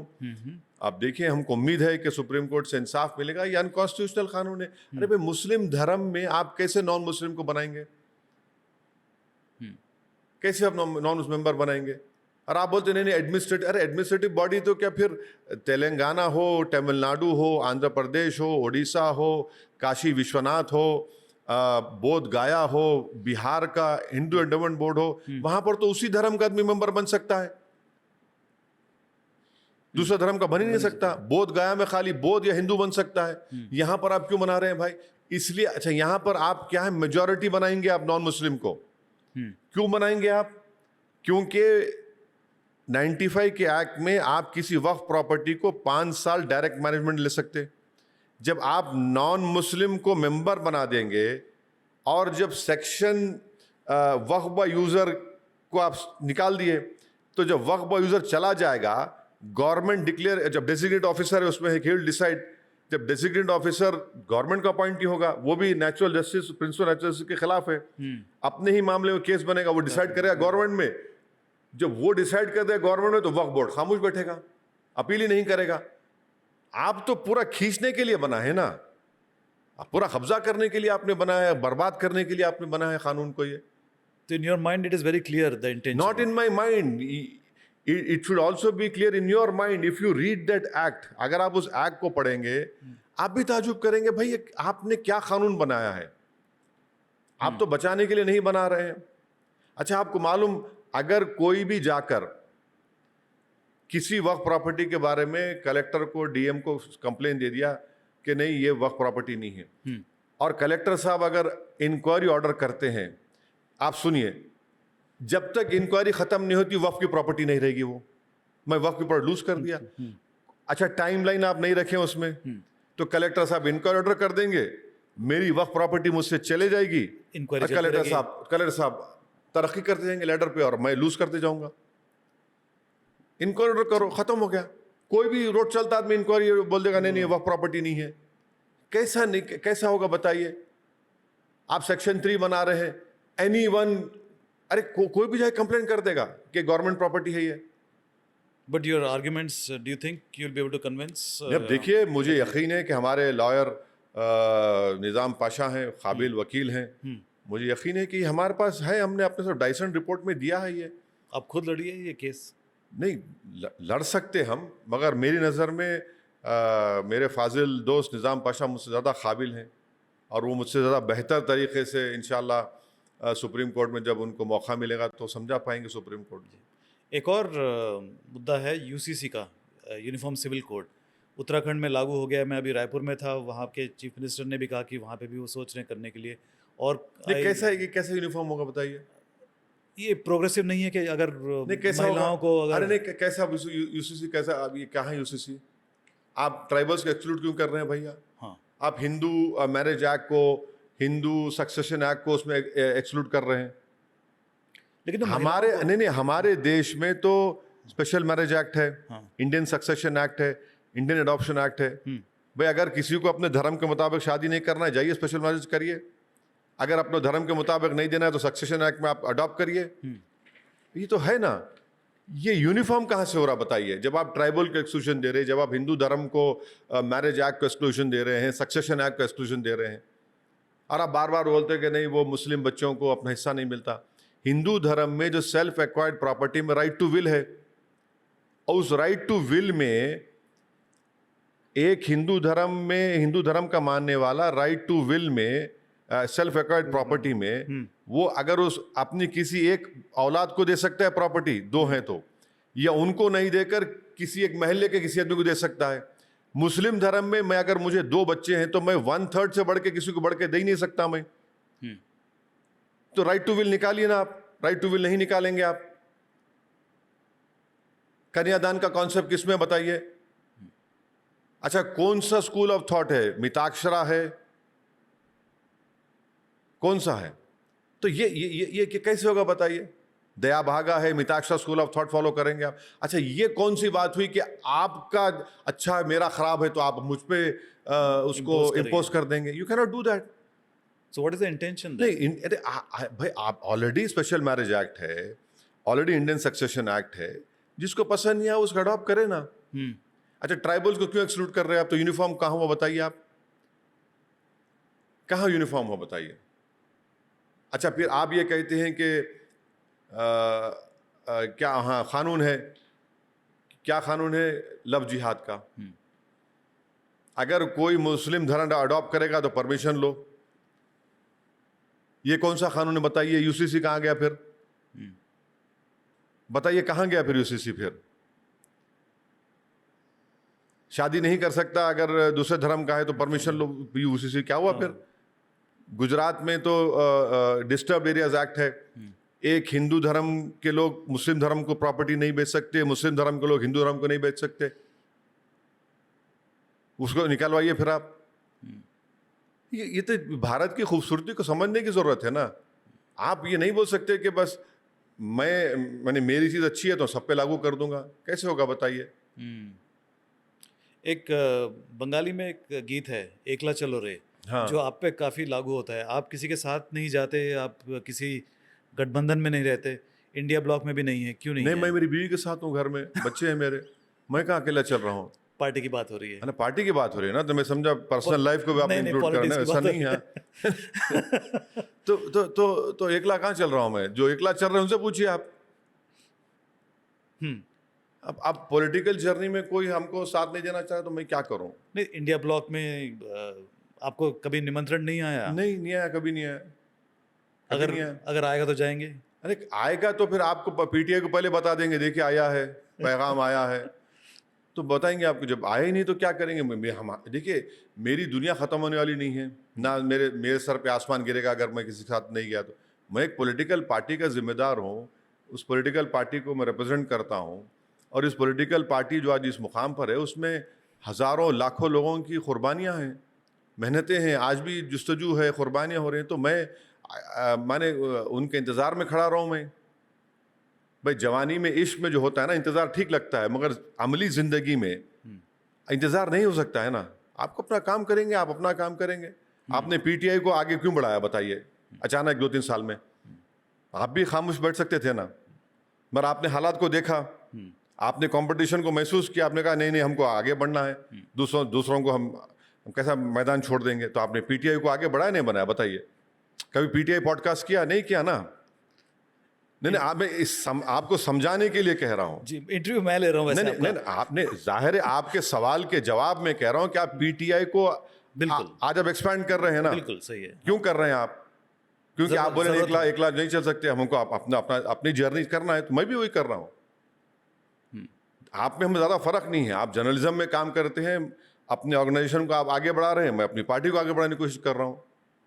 क्योंकि एक देयर इज अ फीलिंग कि आप वोट काटते हैं दूसरी पार्टियों का, इसीलिए आप अकेले चलते हैं और बीजेपी की बी टीम बन चुके हैं। सब बकवास है, झूठ है। आप वोट नहीं काटते? अरे आप एक काम करिए ना, कभी बिठाइए इन तमाम जोकरों को मेरे सामने। मैं अकेले बैठता हूँ, पूरों को बुलाइए, डेटा के साथ बात करेंगे। बेशर्मी की हद कर दिए, झूठे हैं लोग। कौन से डेटा की बात करें? जब डेटा बताएंगे कि कौन वोट काट रहा है। देखिए एक बात सुनिए, हाँ। बीजेपी अगर सत्ता में आ रही है तो मेरी वजह से नहीं आ रही है। बीजेपी सत्ता में इसलिए आ रही है क्योंकि अपोजिशन नाकाम है। बीजेपी सत्ता में इसलिए आ रही है क्योंकि बीजेपी ने हिंदू वोट को तकरीबन कंसोलिडेट कर चुके 50% तक। उसकी जिम्मेदारी मुझ पे कैसे आयद होती है बताइए? अगर मैं हैदराबाद, औरंगाबाद, किशनगंज और 5 सीट अगर लड़ता हूं 2024 के पार्लियामेंट चुनाव में और बीजेपी 240 पे आ जाती है तो जिम्मेदार मैं हूं। आप बताइए कैसे जिम्मेदारी में डालेंगे? ये आपकी नफरत है। आपकी नफरत क्या है कि जब हर समुदाय की एक सेम्बलेंस ऑफ पॉलिटिकल लीडरशिप है या पॉलिटिकल वॉइस है, वो आपको एक्सेप्टेबल है, मगर आप नहीं चाहते कि मुसलमानों का एक सेम्बलेंस ऑफ पॉलिटिकल वॉइस हो, ना उनकी लीडरशिप हो, पॉलिटिकल लीडरशिप हो। आपका इशारा कांग्रेस की तरफ सब पे है, SP including BHP, including BJP, जितने पॉलिटिकल पार्टी सब पे है। भाई यादव लीडर होगा, मुसलमान भिखारी होगा। अपर कास्ट लीडर होगा, मुसलमान भिखारी होगा। ये कैसे होगा बताइए? भाई जो ख्वाब हमारे फाउंडिंग फादर्स ने देखा था कि भारत की जमहूरियत एक पार्टिसिपेटिव फॉर्म ऑफ डेमोक्रेसी होगी, तो कहां है पार्टिसिपेशन मुसलमानों का बताइए? भाई जहां पर देश की अखंडता और सालमियत का मामला आएगा तो हम खड़े हो जाएंगे। जहां पे देश की सेना का मामला होगा हम देश के साथ खड़े होंगे। मगर जब हमारे घर के अंदर जो हालात हो रहे हैं उस पर तो मुझे बोलना पड़ेगा ना। आज भारत की पार्लियामेंट में ओबीसी और अपर कास्ट का पॉलिटिकल रिप्रेजेंटेशन बराबर हो चुका है। फिर इस देश की सबसे बड़ी अल्पसंख्यक समाज का रिप्रेजेंटेशन सिर्फ 4% पे क्यों रुका हुआ है? ये तो आप मुझसे सवाल कर रहे हैं, इनसे सवाल करना चाहिए। पूछिए लोगों को, आप तो क्यों रुका हुआ है? क्यों रुका हुआ है? क्योंकि आप टिकट नहीं देते, नंबर 1। दूसरा, आप वोट नहीं देते। वोट नहीं देते आप मुस्लिम कैंडिडेट्स को। जितने 23-24 MP मुसलमान जीते हैं उसमें से सिर्फ 1-2 ऐसे हैं जो हम कह सकते हैं कि हाँ ये भारत के रियल जो प्लुरलिज्म की कामयाबी है। माँ बाकी तो उन कौन से जीत के आ रहे हैं, बशमूल मेरे, जहां पर 30-35% से ज्यादा मुसलमान हैं। भाई आप 40 साल से गुजरात में एक मुस्लिम MP नहीं जीतता है, मैं जिम्मेदार हूं। महाराष्ट्र में एक MP इम्तियाज जलील था औरंगाबाद से, 24-25 साल के बाद एक मुसलमान जीता था। अंतोले साहब 2004 में जीते थे, 17 साल के बाद, जो भी साल है। एक को हराने के लिए सब एक हो गए, इम्तियाज नहीं जीतना, कोई और जीत जाए। आपने वो हाल कर दिया। नहीं, आप एकला चलो कि आपके सवाल का जवाब ये है कि भाई आप जब हमको बात नहीं करना चाहते, आप ये समझते हैं कि हम बराबरी की बात नहीं करेंगे। आप हरगिज ये नहीं चाहते कि जैसे आप और हम आमने सामने बैठ के बात कर रहे हैं, आपको पसंद नहीं है। माने जो भी पॉलिटिकल पार्टीज है, हाँ, वो नहीं चाहते आमने सामने बैठकर बात करें। इनसिक्योरिटी है? क्यों है? नहीं, उनको नहीं, इनसिक्योरिटी नहीं है। उनको एक दिमाग, उनके शोल्डर पे चिप है। वो ये समझते हैं कि हम तुम्हारे तकदीर के फैसले करेंगे। अरे तुम कौन होते तकदीर के मेरे फैसले करने वाले भाई? आज अगर भारत में सोशली, एजुकेशनली, इकोनॉमिकली मुसलमान अगर कमज़ोर है तो इससे भारत को तकलीफ नहीं हो रही। इसमें अगर हम विकसित भारत बनाना चाह रहे हैं 2047 तक, बहुत अच्छा होना भी चाहिए। आप एक समुदाय को इतना कमज़ोर रख के विकसित भारत बना पाएंगे? आप तो देश को सोचना चाहिए। और आप ये समझ रहे हैं कि नहीं हम ऐसा ही हो जाए। नहीं, ऐसा नहीं हो सकता ना। अगर हम चाह रहे हैं कि चीन की आंखों में आंखें डाल सके हम, हमारी इकोनॉमी अभी भी चीन से 8 टाइम 9 टाइम कम है, कैसे हम करेंगे? तो ये तो देश को मजबूत बनाने के लिए जरूरी है। आप जो पॉलिटिकल प्लूरिज्म की बात करते हैं, जो you are supporting it, but at the same time you are also not supporting it in a way that you are consolidating only Muslim. आप सिर्फ मुसलमान के वोट लेते हैं, वो हैदराबाद में, आपके हैदराबाद कॉन्स्टिट्यूंसी में, और आप प्लूरिज्म की बात कर रहे हैं। आपकी पार्टी का नाम भी देखिए, आप हमारे पार्टी का जो काम करने का तरीका है, आप किसी से भी पूछ लीजिए। हमारा दफ्तर है दारुस्सलाम जी। सुबह हफ्ते के 6 दिन सुबह 11 बजे से दोपहर में 3 बजे तक 4 घंटे हम लोग, हमारे एमएलएज, मैं खुद वहाँ पर जब हैदराबाद रहा बैठता हूँ, अगर एक दिन में अगर वहाँ पर 700 लोग आके हमसे काम करवाते हैं, उसमें कम से कम 150 तो हिंदू भाई हमारे होंगे। अच्छा, अब ना कोई दरवाज़ा है, ओपन हॉल में हम लोग बैठते। कोई पॉलिटिकल पार्टी का इस तरह का वर्क कल्चर नहीं है। हमारा एक वर्क कल्चर ही, हम काम करते सबका। अब ये बोलना कि मुस्लिम वोट ले रहे हैं, हाँ भाई लिए हैं, तो यहाँ पर हम काम भी तो किए हैं। आपको बता रहा हूँ कि जब प्रीवियस टीआरएस की गवर्नमेंट थी, के चंद्रशेखर राव साहब सीएम थे, हम उनसे मीटिंग किए, हमसे पूछे कि क्या करना है तेलंगाना के मुस्लिम्स के। हमने उनको प्रपोजल दिया कि अब स्कूल्स बनवाइए। तो खैर लंबी गुफ्तगू को शॉर्ट करते हुए एक कंसेंसस पे अराइव हुए हमारी बोलने पे कि यहाँ पर तेलंगाना में माइनॉरिटीज़ के रेजिडेंशियल स्कूल बनाए जाएंगे, अच्छा, जिसमें बच्चियों का अलग स्कूल होगा, रेजिडेंशियल स्कूल, और बच्चों का अलग होगा। आपको मालूम वहाँ पर मोर देन 75,000 से ज़्यादा मुस्लिम बच्चियाँ पढ़ रहे हैं, क्लास 6 से क्लास 12 तक। और नीट की ट्रेनिंग अलग होती है, इंजीनियरिंग की ट्रेनिंग अलग होती है, एनडीए में बच्चे जा रहे हैं, क्लैट में बच्चे क्वालिफाई हो रहे हैं। अगर वो नहीं होता स्कूल तो फिर मदरसे में नहीं, मदरसा छोड़िए, देखिए सच्चर कमेटी ने कहा कि जहां पर स्कूल नहीं होता है, गरीब मुसलमान अब बच्चों को मदरसे भी जाता है। और मदरसे का जो ओवरऑल जो ज़रूरत है मुसलमानों को, वो हमारे इस्लाम के थियोलॉजिकल स्कूल्स हैं। वो अगर हमारे मदरसे नहीं रहेंगे तो हम कैसे कुरान समझेंगे? अगर हमारे मदरसे नहीं रहेंगे तो कौन हमको हमारा जूरिस्प्रूडेंस फिक्स सिखाएगा? मदरसे नहीं रहेंगे तो कौन हमको प्रॉफिट मोहम्मद सल्लल्लाहु अलैहि वसल्लम की तालीमात हम कैसे समझेंगे? उससे हटकर आप स्कूल खोलिए ना, मदरसे तो रहेंगे। मगर ये जो तेलंगाना में 70,000 मुस्लिम बच्चियां स्कूल में पढ़ रहे हैं, ये देखिए क्यों नहीं इंडिया में रेप्लिकेट होता है पूरा। जो समुदाय एजुकेशनली बिल्कुल नीचे है, सबसे ज्यादा इलिटरेसी मुसलमान महिलाओं में है, सबसे ज्यादा ड्रॉप आउट रेट दलितों के बाद मुसलमानों में है। तो आपको तो और करना चाहिए ना, आप नहीं करते उसको। तो हमने तेलंगाना में किया। आज तेलंगाना की एग्जाम्पल है।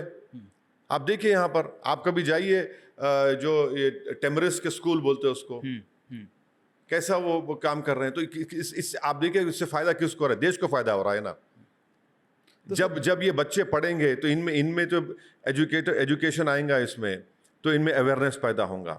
ये देखिए एक फर्क होता है। हमारी लड़ाई क्या है? हम वोटर नहीं बनना चाह रहे, हम सिटीजन बनना चाह रहे। आप वोटर नहीं बनना चाह रहे, सिटीजन बनना चाह रहे। अंतर क्या है? आप एजेंसी दीजिए ना हमको, आप हमारी एजेंसी डेवलप होने दीजिए। आपसे वोटर बन के जो हमारा रखना चाह रहे, हम बोले नहीं, हमारी एजेंसी है, हम सिटीजन बनना चाह रहे, सिटीजन विद राइट्स बनना चाह रहे। आप वोट डालो, जाओ घर, क्यों बैठेंगे वोट डाल के? तो इसका जिम्मेदार कौन है अब तक कि क्यों? अरे इसके जिम्मेदार जो हमारे ऊपर जो हुकूमत करते आए हैं बरसों से, कांग्रेस की गवर्नमेंट सब हुकूमतें हैं। कांग्रेस की अपीसमेंट हमाम में सब दंगे हैं। 11 साल से बीजेपी की सरकार है, वो भी जिम्मेदार है। उससे पहले इतनी सरकारें थी, वो जिम्मेदार है। हाँ, 2004 और 9 का जो पीरियड था, मनमोहन सिंह, जब डॉक्टर साहब मनमोहन सिंह साहब सरकार थी, उन्होंने कुछ करना शुरू किया, मगर 9 के बाद तो उनको करने नहीं दिया गया, या वो भी कुछ नहीं कर पाए अनफॉर्चुनेटली। 2004 और 9 का पीरियड एक बड़ा शुरुआत हुई थी कोई अच्छे काम करने की। उसके बाद तो फिर आप देखिए, अब आज की तारीख में एनडीए की सरकार ने, बीजेपी की, नरेंद्र मोदी की सरकार ने, जो ड्रॉप आउट रेट है सबसे ज्यादा दलितों के, मुसलमानों का है। ये कुंडू कमेटी की रिपोर्ट है, प्रोफेसर कुंडू कमेटी ने रिपोर्ट में ये कहा इस बात को। आपका एनएसएसओ का डेटा भी इसको कोरॉबोरेट करेगा। आप प्री मैट्रिक स्कॉलरशिप को कब से देते हैं? क्लास 9 और 10 में देते हैं। मेरा ड्रॉप आउट रेट तो क्लास 3 और 4 में हो रहा है ना, लोअर प्राइमरी में हो रहा है। मैं कैसे जब अपर प्राइमरी हाई स्कूल जब बचूंगा ही नहीं ना, मेरी ज्यादा कम होती जाएगी। आप वहां पर उसको रोक नहीं रहे, आप बोल रहे हैं क्लास 9 और 10 में देंगे, और वो भी कम कर दिया आप। अच्छा, पोस्ट मैट्रिक स्कॉलरशिप, आपको मालूम जो यूनिट रेट्स हैं उसके रिवाइज ही नहीं हुए 2008 से। रिवाइज तो करिए उन यूनिट रेट्स को। बच्चे क्या जिएंगे 120 170 रुपए क्या खाएंगे? आप उसको रिवाइज नहीं करते। अच्छा, जो नंबर है, आप रोज सरकार बोलती है कि हम इतने 1,40,000, अरे भाई 1,40,000 आप बोल रहे हैं, मगर कितने लोग अप्लाई कर रहे पोस्ट मैट्रिक को? कम से कम हर साल मैं बोल रहा हूं आपको 30 से 40 लाख मुसलमान, क्योंकि आपने नंबर फिक्स कर दिया, नंबर बढ़ा नहीं रहे, वो उस स्कॉलरशिप उनको नहीं मिल रही है। सिर्फ 3,000 करोड़ बढ़ा दीजिए आप उसको, आप डिमांड ड्रिवन कर दिए स्कॉलरशिप को, पोस्ट मैट्रिक को। अच्छा, अभी आपको 2 साल के फिगर्स दे रहा हूं मैं, जो पार्लियामेंट स्पीच में बोला भी हूं मैं। पैसे यूटिलाइज तक नहीं कर रहे हैं मिनिस्ट्री ऑफ माइनॉरिटी अफेयर्स, और आप बोल रहे वक्फ लॉ बनाए। हाँ, प्रोग्रेसिव बनाए। इसी वक्फ लॉ, इसी मिनिस्ट्री में कौमी तरक्याती स्कीम है। 2022 में कुछ मेरे ख्याल से कुछ 200 करोड़ या कुछ भरा कुछ पैसे अलॉट हुए थे, उसमें से सिर्फ 2 करोड़ खर्चा हुआ अब तक। अब जिम्मेदार मैं हूं। ये आपका प्रोग्रेसिवनेस है कि आप ही के एलोकेशन को आप उस पर अमल नहीं कर रहे हैं। तो ये तो देखिए, हर एतबार से आप बुलडोजर से घर तोड़ रहे हैं, आप बुलडोजर से घर तोड़ दे रहे हैं आप।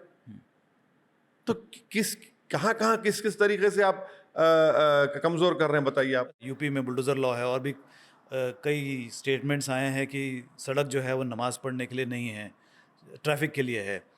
तो इन तो ये सब कांवड़ यात्रा जो होती है क्या है फिर? हर धर्म की यात्रा रोड पर होती है, नहीं होती है? धर्म हर होती है ना। आप ऊपर से हेलीकॉप्टर से फूल बरसाएंगे, हर धर्म की जो भी उनका सेरेमनी होती है वक्तिया तौर पे होती है, रोड पे होती है।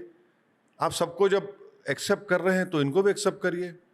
या तो किसी को ना एक्सेप्ट करें। नहीं, आप किसी को वो तो किसी को एक्सेप्ट नहीं करने का सवाल नहीं है। किसी एक को एक्सेप्ट नहीं करेंगे, सबको एक्सेप्ट करेंगे, मामला हो जाता है फिर। हम बता रहे हैं आपको कि सबका होता है ना।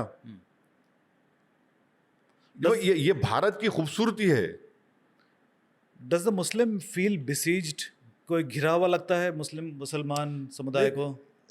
मुसलमानों को यही है कि भाई, जब संविधान है और इस मुल्क की आज़ादी के लिए हमारे बुज़ुर्गों ने सब कुछ कुर्बान किया, चाहे वो अल्लामा फजल खैराबादी हो, मौलाना महमूदुल हसन हो, हुसैन अहमद मदनी साहब हो, मौलाना आज़ाद हो, जौहर बरदरान हो, डॉक्टर मुख्तार अंसारी साहब हो, इन लोगों ने अपना सब कुछ कुर्बान किया। काला पानी की सजाएं कौन काटा भाई? आपको मालूम सबसे पहला काला पानी का कैदी कौन था? हैदराबाद के मौलवी अलाउद्दीन थे। मक्का मस्जिद के इमाम को ले जाकर वहाँ रखे थे उनको, क्योंकि हैदराबाद में वुमेंस कॉलेज तो आपको मालूम होगा, वहाँ पर म्यूटिनी हुई थी।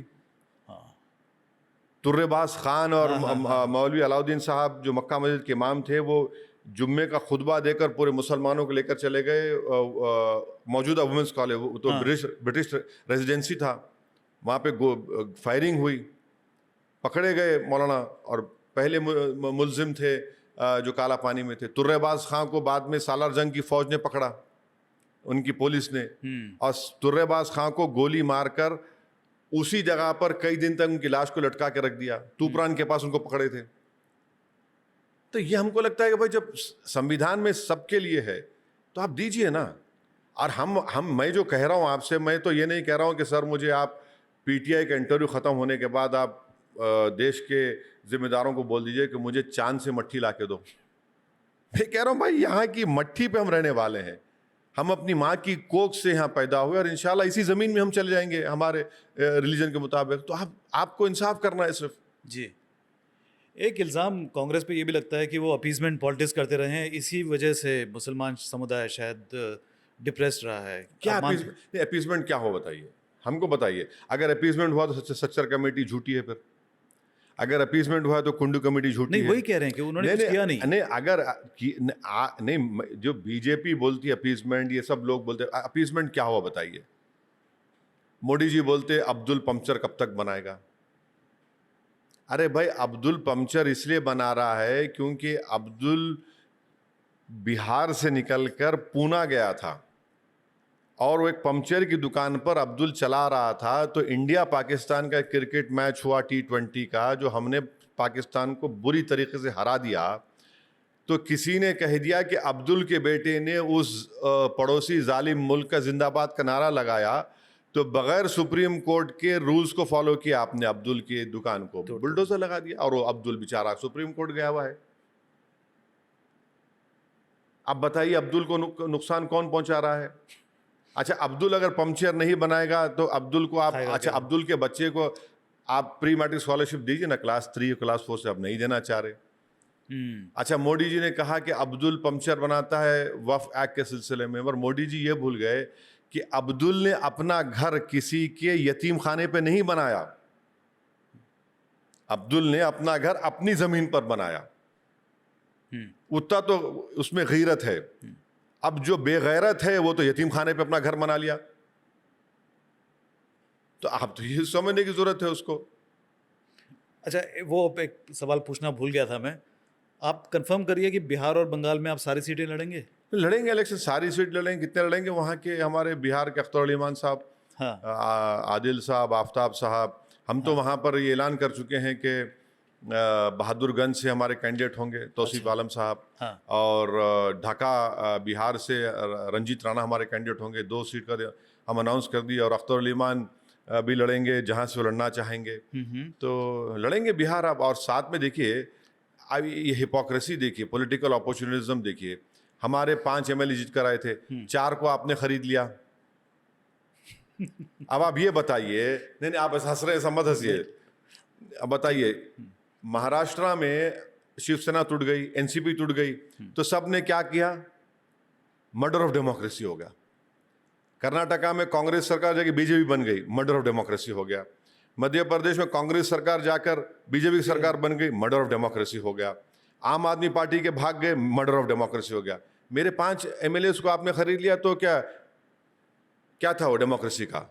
4 साल लगे थे डेमोक्रेसी के। माने आप पे जब होगा तो आप आसमान सर पे उठा लेंगे, और जब हमारे MLAs को आप, उन बेजमीर फरोशों को आप खरीद लेते हैं, तो आप बड़ा पुण्य का काम किए। हाँ, आपने ऐसा काम किया कि आपके अब्बा जो मर गए उनको फायदा होगा। बताइए आप, ये कैसा चलेगा? बताइए। यही तो मैं बता रहा हूं कि इसी के खिलाफ हम लोग लड़ रहे हैं। आपको जब तकलीफ पहुंचती है, जब आपके जिस्म से खून बहता है, तो आपका खून खून है, और हमारे जिस्मों पर जो आप वार पे वार करे जा रहे हैं, आप बोलते हैं नहीं वो खून नहीं है, वो फूल तुमको दे रहे हैं हम। कहां का फूल है वो? कौन सा फूल है वो? आप तो फूल नहीं दे रहे, हमको कांटे हमारे गलों में डाल रहे हैं आप। और आपके MLA भाग गए, देखिए मर्डर हो गया डेमोक्रेसी का। और हमारे MLAs को आपने भगा लिया, तो क्या था? आपका वर्चुअसनेस था वो। चलिए, बहुत नेगेटिव बातें बहुत हो गई, पॉजिटिव करते नहीं, हैं। आप सवाल कर रहे हैं तो मैं बता रहा हूं, आप उसको सच्चाई को आप नेगेटिव मत बोलिए। नहीं, वो सच्चाई है। अब नेगेटिव आप लिखते अलग बात है। आप 3 नेताओं का नाम बताइए जो आपको लगता है कि अच्छा काम कर रहे हैं। कौन से? अभी जिनको आप रिस्पेक्ट करते हैं। नहीं, जरूरी नहीं है मेरे को बोलना। मैं नहीं मालूम, मुझे नहीं मालूम कोई भी नहीं है। नहीं, कौन से अच्छा काम कर रहे हैं बताइए आप। 3 नेता क्या हैं? कौन से नेता बताइए? 5 का बता दीजिए। चलिए। नहीं, क्यों बोलूं मैं भाई? अच्छा काम क्या हो रहा है? क्या हेडलाइन चाहिए ना? नहीं, हेडलाइन ठीक है, अच्छे से मतलब क्या मुराद आपका? जो सिंसियर हो और जनता के लिए कुछ काम किया जो दिखता हो जमीन पर। मुझे तो नहीं दिखता कुछ भी। अगर दिखता तो अब्दुल पंक्चर क्यों बनाता? अगर दिखता तो बुलडोजर क्यों नजर आ रहा मुझे? अगर दिखता तो फिर 5-5 साल से जेल में क्यों सड़ रहे हैं बगैर बेल ने? माने एक मुख्यमंत्री को बेल आती, बेचारे अब्दुल को बेल नहीं होती, ना अब्दुल की बेटी को बेल होती है। क्योंकि ये तो मेरे को बताइए कहाँ है? देखिए सवाल इसका, देखिए आपका सवाल गलत इसलिए है, मैं रेस्पेक्टफुल डिसएग्री कर रहा हूँ, क्योंकि ये इंडिविजुअल का सवाल नहीं है ना सर, ये देश का सवाल है। हम लोग इतना इंडिविजुअल वर्शिप में चले जा रहे हैं। इंडिविजुअल, अरे काहे का इंडिविजुअल है भाई? देश है तो इंडिविजुअल है ना। देश से तो मेरी पहचान है, इंडिविजुअल देश की पहचान तो नहीं है ना। चाहे कोई भी बड़ा इंडिविजुअल होने दो आज के जमाने, बशमूल मेरे, मैं बड़ा तो नहीं समझता हूं, मगर हम सब चले जाएंगे ना, देश तो रहेगा। देश के लिए क्या हो रहा है वो देखने की जरूरत है। इंडिविजुअल कितना वर्शिप करेंगे? अरे ये आए चले गए, वो आए चले गए, सब अपना अपना रहता है। पर देश के लिए क्या कर रहे हैं वो देखिए ना आप। वो हमको देखने की जरूरत है। हम लोग इतना फिक्स्ड हैं, ओह आप बताइए 5 नाम बताइए, 5 नेता बताइए, 5 बड़े, अरे कहाँ। मैं आपको कह रहा हूं कि मेरी नजर में अब तक अंबेडकर से बड़ा कोई पॉलिटिशियन नहीं गुजरा है, इतना विजनरी। क्यों कहते हैं? अरे उस वो आदमी बहुत आगे था अपने जमाने से, उस जमाने में बहुत आगे था वो। जी। चाहे उनकी पीएचडी की थीसिस हो, चाहे उनकी काबिलियत हो, चाहे उनका संविधान बनाना हो, चाहे उनके इंटरव्यूज हो, चाहे उनकी बातें हो, वो आज भी रेलिवेंट है, कल भी रहेंगे रेलिवेंट। गांधी जी के बारे में क्या राय है? गांधी जी है, गांधी जी हम रिस्पेक्ट करते हैं उनको, इसमें कोई डिसरिस्पेक्ट नहीं करते दूसरों की तरह। हम गोडसे से नफरत करने वाले हैं, गोडसे को चाहने वाले नहीं हम ना कभी थे। बल्कि हम तो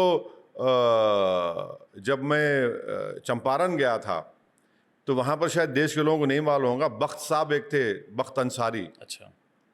उनको अंग्रेज वहां के जब पहली मर्तबा महात्मा गांधी आए थे वहां पर, गांधी आए थे, तो उस अंग्रेज ने कहा कि तुम गांधी के खाने में जहर मिला दो। बख्त अंसारी ने जाकर गांधी से कहा कि खाना मत खाइए, इसमें जहर मिला दिया गया है। हम तो उनको मानने वाले हैं, गोडसे को मानने वाले नहीं है। जो गांधी को बचाए हम उनको मानने वाले हैं, गांधी को मारने वालों को कहाँ कायल हैं हम। और जवाहरलाल नेहरू है भाई, वो भारत के सबसे बड़े प्राइम मिनिस्टर, पहले प्राइम मिनिस्टर थे। इस देश में उनका भी योगदान रहा है। हम डिसएग्री करते हैं उनसे बहुत सी चीज़ों पर, मगर उन्होंने जो एक सिस्टम क्रिएट किया पुलिस, पैरामिलिट्री फोर्स और आर्मी का, तो डिसएग्री होता है हमको, हम डिसएग्री करेंगे उनसे। उन्होंने हायर एजुकेशन पे काफ़ी एम्फोसिस दिया था, यूनिवर्सिटीज़ वगैरह बनाए थे। नहीं, मौलाना आज़ाद ने किया था, वो मिनिस्टर थे मौलाना आज़ाद, पहले एजुकेशन मिनिस्टर। आप भूल जा रहे हैं। देखिए यही परेशानी है, तो यही परेशानी है, ये जो हीरो वर्शिप है ना, ये परेशानी है। देखिए ये देश कलेक्टिव एफर्ट से आगे बढ़ता है। आप पूरा जिम्मेदारी, तारीफ बस एक पे लाके डाल देते हैं, वो नहीं होगा ना। वो इंटेंशन नहीं था मेरा। प्राइम मिनिस्टर थे उस टाइम पे, तो उस टाइम एम्फोसिस था हायर एजुकेशन पे। प्राइम मिनिस्टर भी अगर होगा तो हमारे जमहूरियत में कलेक्टिव रिस्पॉन्सिबिलिटी का तस्वुर है। My next part of the question was कि उन्होंने प्राइमरी एजुकेशन पे ध्यान नहीं दिया, जो अब अभी तक भुगत रहे हैं। हमारी जो प्राइमरी एजुकेशन सिस्टम है बहुत ही वीक है इंडिया में। वीक क्या, है ही नहीं, है ही नहीं। प्राइमरी एंड सेकेंडरी एजुकेशन है ही नहीं। आप बहुत से भारत के इलाकों में चले जाइए, वहाँ पर तो लोकल लैंग्वेज में भी नहीं मिलता आपको जी। तो इस पर बहुत काम करने की ज़रूरत है, इस पर बहुत इन्वेस्टमेंट करने की ज़रूरत है, बहुत पैसा लगाना चाहिए। ये बहुत ज़रूरी काम है। You are a very outspoken leader, may be that's why. क्या है आउटस्पोकन? अरे आउटस्पोकन हैं आप, क्यों? मतलब बहुत लूसिडली बात करते हैं आप। नहीं, मैं गूंगा तो नहीं हूं ना। नहीं तो अब क्या करूं मैं? अब इससे अगर मुंह में जबान है, कोई इस्तेमाल नहीं करेगा तो आप बोलेंगे भाई वो जबान से आउटस्पोकन हो गया। अब भाई जिसके मुंह में जबान है वो इस्तेमाल नहीं कर, मेरी जिम्मेदारी थोड़ी है वो। नहीं, अगर गूंगी गुड़िया होते तो अब मैं आता ही नहीं। नहीं, वो समझ जाइए किसने कहा था, वो मालूम आपको। आप कह रहे हैं, देखिए आप, मैं नहीं कह रहा हूँ। मेरा कहने का मतलब ये नहीं, आप बोल दिए, मैं नहीं कहा हूँ। मैं इसलिए कह रहा हूँ कि आपके ताल्लुकात जो हैं बाकी लीडर्स के साथ बहुत अच्छे हैं, including in the BJP government. जब ये ऑल पार्टी मीटिंग जब बुलाई गई थी तो आपका नाम नहीं था, आपने प्रोटेस्ट किया तो होम मिनिस्टर खुद उन्होंने आपको फोन करके। एक बात से ताल्लुकात नहीं है मेरे। मुझे एज एन इंडियन एक तकलीफ हुई कि जो पहलगाम में हुआ, और मैं इस तकलीफ को महसूस कर चुका हूँ जी। मैं एक जानता हूँ एक शर्मा साहब को, जो तेलुगु पंडित हैं। अच्छा। वो शर्मा साहब ने गोकुल चाट में एक बॉम्ब ब्लास्ट हुआ था, उसमें उन्होंने अपनी जवान बच्ची को खो दिया। मैं किस ज़माने में तेलुगु सीखने की कोशिश कर रहा था, फिर रुक गया। वो शर्मा साहब मेरे को सिखा रहे थे आके। जब कभी बात की, वो उनके आंख में आंसू थे कि मेरी बेटी चली गई। मैं जानता हूँ उस परिवार को जो वीटी स्टेशन में पाकिस्तान से जो टेररिस्ट आकर मारे, एक दुल्हन जिसके हाथों में मेहंदी लगी थी मर गई, निज़ामाबाद तेलंगाना की। हम देख रहे हैं ना इन चीज़ों को। आप और हम कैसे इन चीज़ों को कट ऑफ कर लेंगे अपने आप को?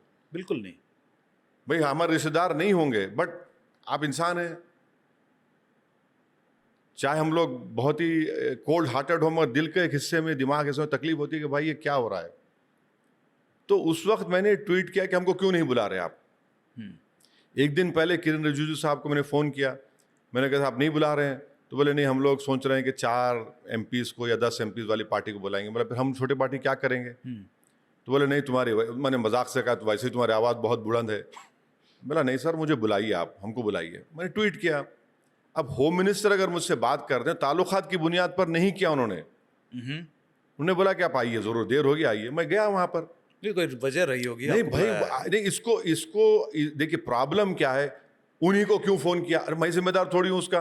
नहीं, मे भी रिस्पेक्ट करते हो शायद आपको। मुझे नहीं मालूम, और उन्हें फ़ोन किया, फ़ोन करके बोला कि आप कहाँ हैं, आप आइए। बोला सर देर होगी। तो बोले ठीक है, देर होगी मगर आइए। मैं पहुँच गया वहाँ पे, मैंने अपनी बात को रखा। पहलगाम का मामला ऐसा है कि इसमें तो कहाँ पॉलिटिक्स करेंगे आप? नहीं, सवाल ही नहीं है। सवाल ही पता नहीं होता ना उसमें। हमको पॉलिटिक्स को बाजू रख के आप बताइए वो बच्ची, मुझे इतना तकलीफ होती जब हम याद करते हैं कि एक पत्नी जो है अपने मरे हुए पति की लाश के बाजू बैठी हुई है। ये कैसा है, कैसा होगा बताइए? कैसा कैसा कैसा बर्दाश्त करें कोई भी इसको? माने जो 7वें दिन अपने पति को खो देती है, जो 2 महीने के बाद अपने पति को खो देती है, तो ये तो इसमें क्या पॉलिटिक्स करने का है? नहीं, ये तो तकलीफ दे बात है। तो हम गए वहां पर, यकीनन बीजेपी से हम मुखालिफ थे, मुखालिफ रहेंगे उनके और लड़ते रहेंगे जब तक जिंदा रहे। मगर जब देश का मामला आएगा, देश की अखंडता, सालमियत का और ये टेररिज्म का मामला आएगा, तो भाई सवाल ही पैदा नहीं होता। उनके साथ हैं। साथ है। आपको लगता है नरेंद्र मोदी जी ने जो हैंडल किया पहलगाम के देखिए, बाद सही किया है? हमने सब ऑल पार्टी मीटिंग में मैं भी था, हमने कहा कि आप जवाब दीजिए, इसका इंसाफ करिए। हमारी सेना ने बहादुरी से उसका जवाब दिया। मगर ये जो सीज फायर का ऐलान हुआ, प्रधानमंत्री को करना चाहिए था। मेरा देश का प्रधानमंत्री मोदी है, ट्रम्प नहीं है।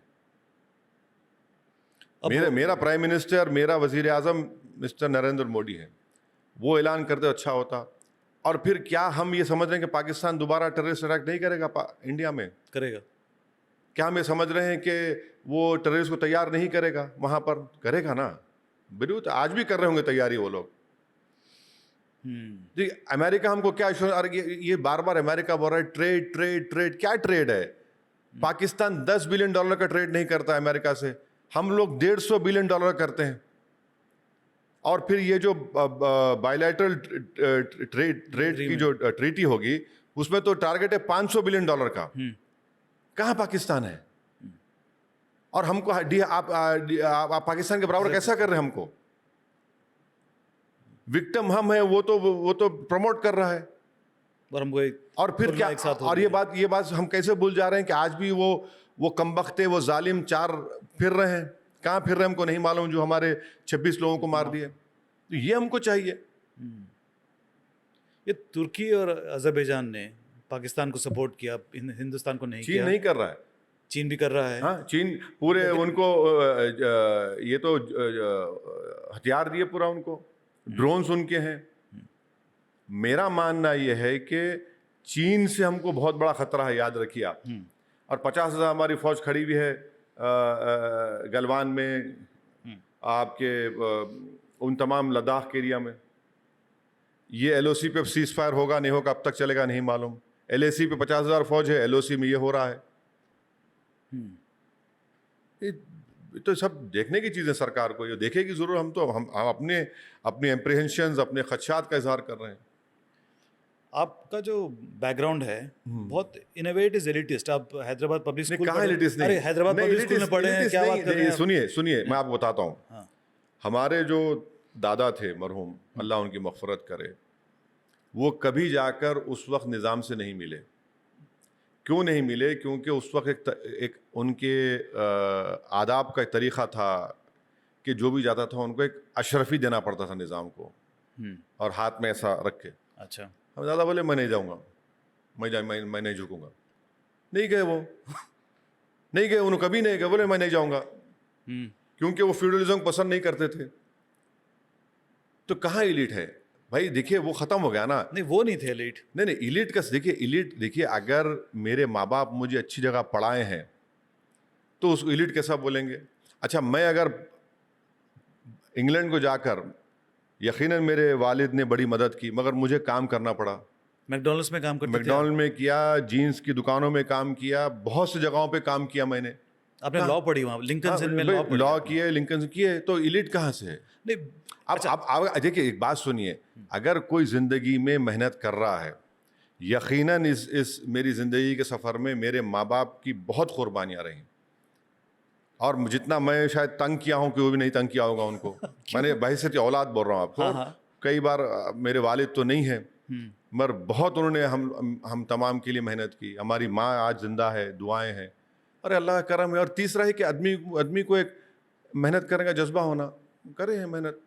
और मैं शुरू से कह रहा हूँ, आप पब्लिक स्कूल में पूछ लीजिए जो हमारे दोस्त हैं, मैं कोई ब्रिलियंट स्टूडेंट नहीं था, एवरेज स्टूडेंट था मैं। जो भी है, नहीं, एवरेज मैं स्टूडेंट था। दर्शकों को बता दूं कि हैदराबाद पब्लिक स्कूल हैदराबाद का सबसे बढ़िया स्कूल है। बिल्कुल है। हैदराबाद पब्लिक स्कूल बेगमपेट, वो भी बेगमपेट। नहीं, बिल्कुल है। मैं वहाँ के हमारे पढ़ाने वाले टीचरों को सलाम करता हूँ, चाहे वो मिसेस शाह हो, मिसेस राजा मोहन हो, मरहूम सादतुल्लाह हुसैनी हो, मैमुना बानो हो, हमारे रेक्स थॉमस साहब हों, चरियन साहब हों, बेनहर साहब हों, सामस राव साहब आज भी हैं।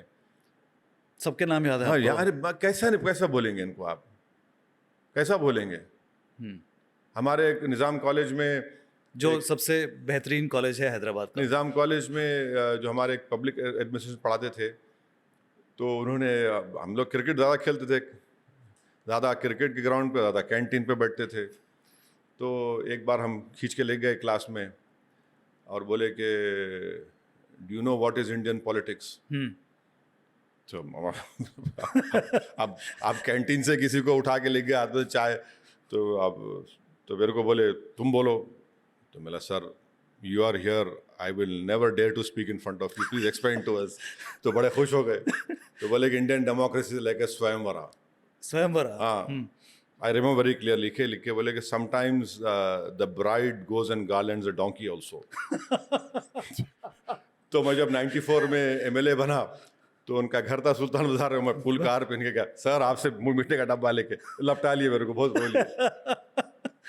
बोला सर आया हूँ आपके पास जीत के, पर बहुत मेरे को लपटा लिया। अरे तू याद है तेरे को? मैं, हाँ सर मेरे को याद है, आप बिठा कर बोले थे निज़ाम कॉलेज में मेरे को।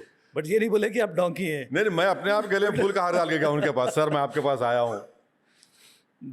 भाई ये लोग हमको सिखाए ना।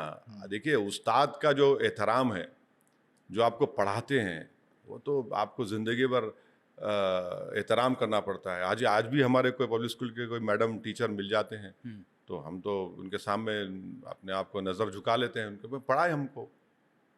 आप यूनिवर्सिटी में बेहतरीन बॉलर भी थे। बेहतरीन तो नहीं थे, मीडियम फास्ट थे। इंटर यूनिवर्सिटी में आपने काफी अच्छा परफॉर्म किया। वेंकटेश प्रसाद, हाँ, बैंगलोर यूनिवर्सिटी में हमारा हाँ। उस्मान यूनिवर्सिटी ग्राउंड पर फाइनल हमको खेले थे। हाँ। तो हम लोग मैच फर्स्ट इनिंग लीड पर हार गए थे, मगर उस मैच में मेरे को 6 विकेट मिले। वेंकटेश प्रसाद बैंगलोर यूनिवर्सिटी से खेल रहे थे, उनको कुछ विकेट नहीं मिले थे। फिर मैं साउथ जोन यूनिवर्सिटी से सिलेक्ट हुआ। हाँ। फिर उसके बाद तो फिर वो इख्तिताम को पहुंच गई वो दास्तान, वहीं पे जब पढ़ने चले गया मैं। तो हैदराबाद के जो हिस्ट्री, क्रिकेटिंग हिस्ट्री में अजहरुद्दीन का नाम आता है वहाँ पर। नहीं, असदुद्दीन ओवैसी का नाम भी आ सकता था। नहीं, मेरा नाम नहीं आता। अजहरुद्दीन 99 टेस्ट खेलने वाला आदमी है। नहीं, आपने तो कुछ खेला ही नहीं। नहीं, अजहरुद्दीन कंपेयर नहीं। अजहरुद्दीन एज ए क्रिकेटर मैं सलाम करता हूँ, एज ए पॉलिटिशियन बहुत डिफरेंस है मुझे उनसे। But as a cricketer delight, क्या बात कर रहे हैं आप। फिर ML जयसीमा, आबिद अली, गुलाम हुसैन साहब, ये तो स्टालवर्ड्स है भाई। ये लोग हैदराबाद के लिए, ये लोग क्या नहीं। See, in that pantheon of names, your name No, could have no, no, also I been- will, no, no, could no, have been, no, could have not, no, I will, उनके साथ क्या, उनके करीब भी नहीं आ सकता भाई। वो तो क्रिकेटिंग, ये लोग अपना एक रिकॉर्ड है। तो आज मोहम्मद सिराज देखिए आप, माशाल्लाह, जबरदस्त। गरीब बच्चा एक किस तरीके से मेहनत करके आके क्या 100 विकेट ले लिया सर टेस्ट विकेट में। ग्रेट जर्नी है You think Indian और मैं मोहम्मद सिराज से एक चीज़ सीखा, मालूम आपको? हाँ।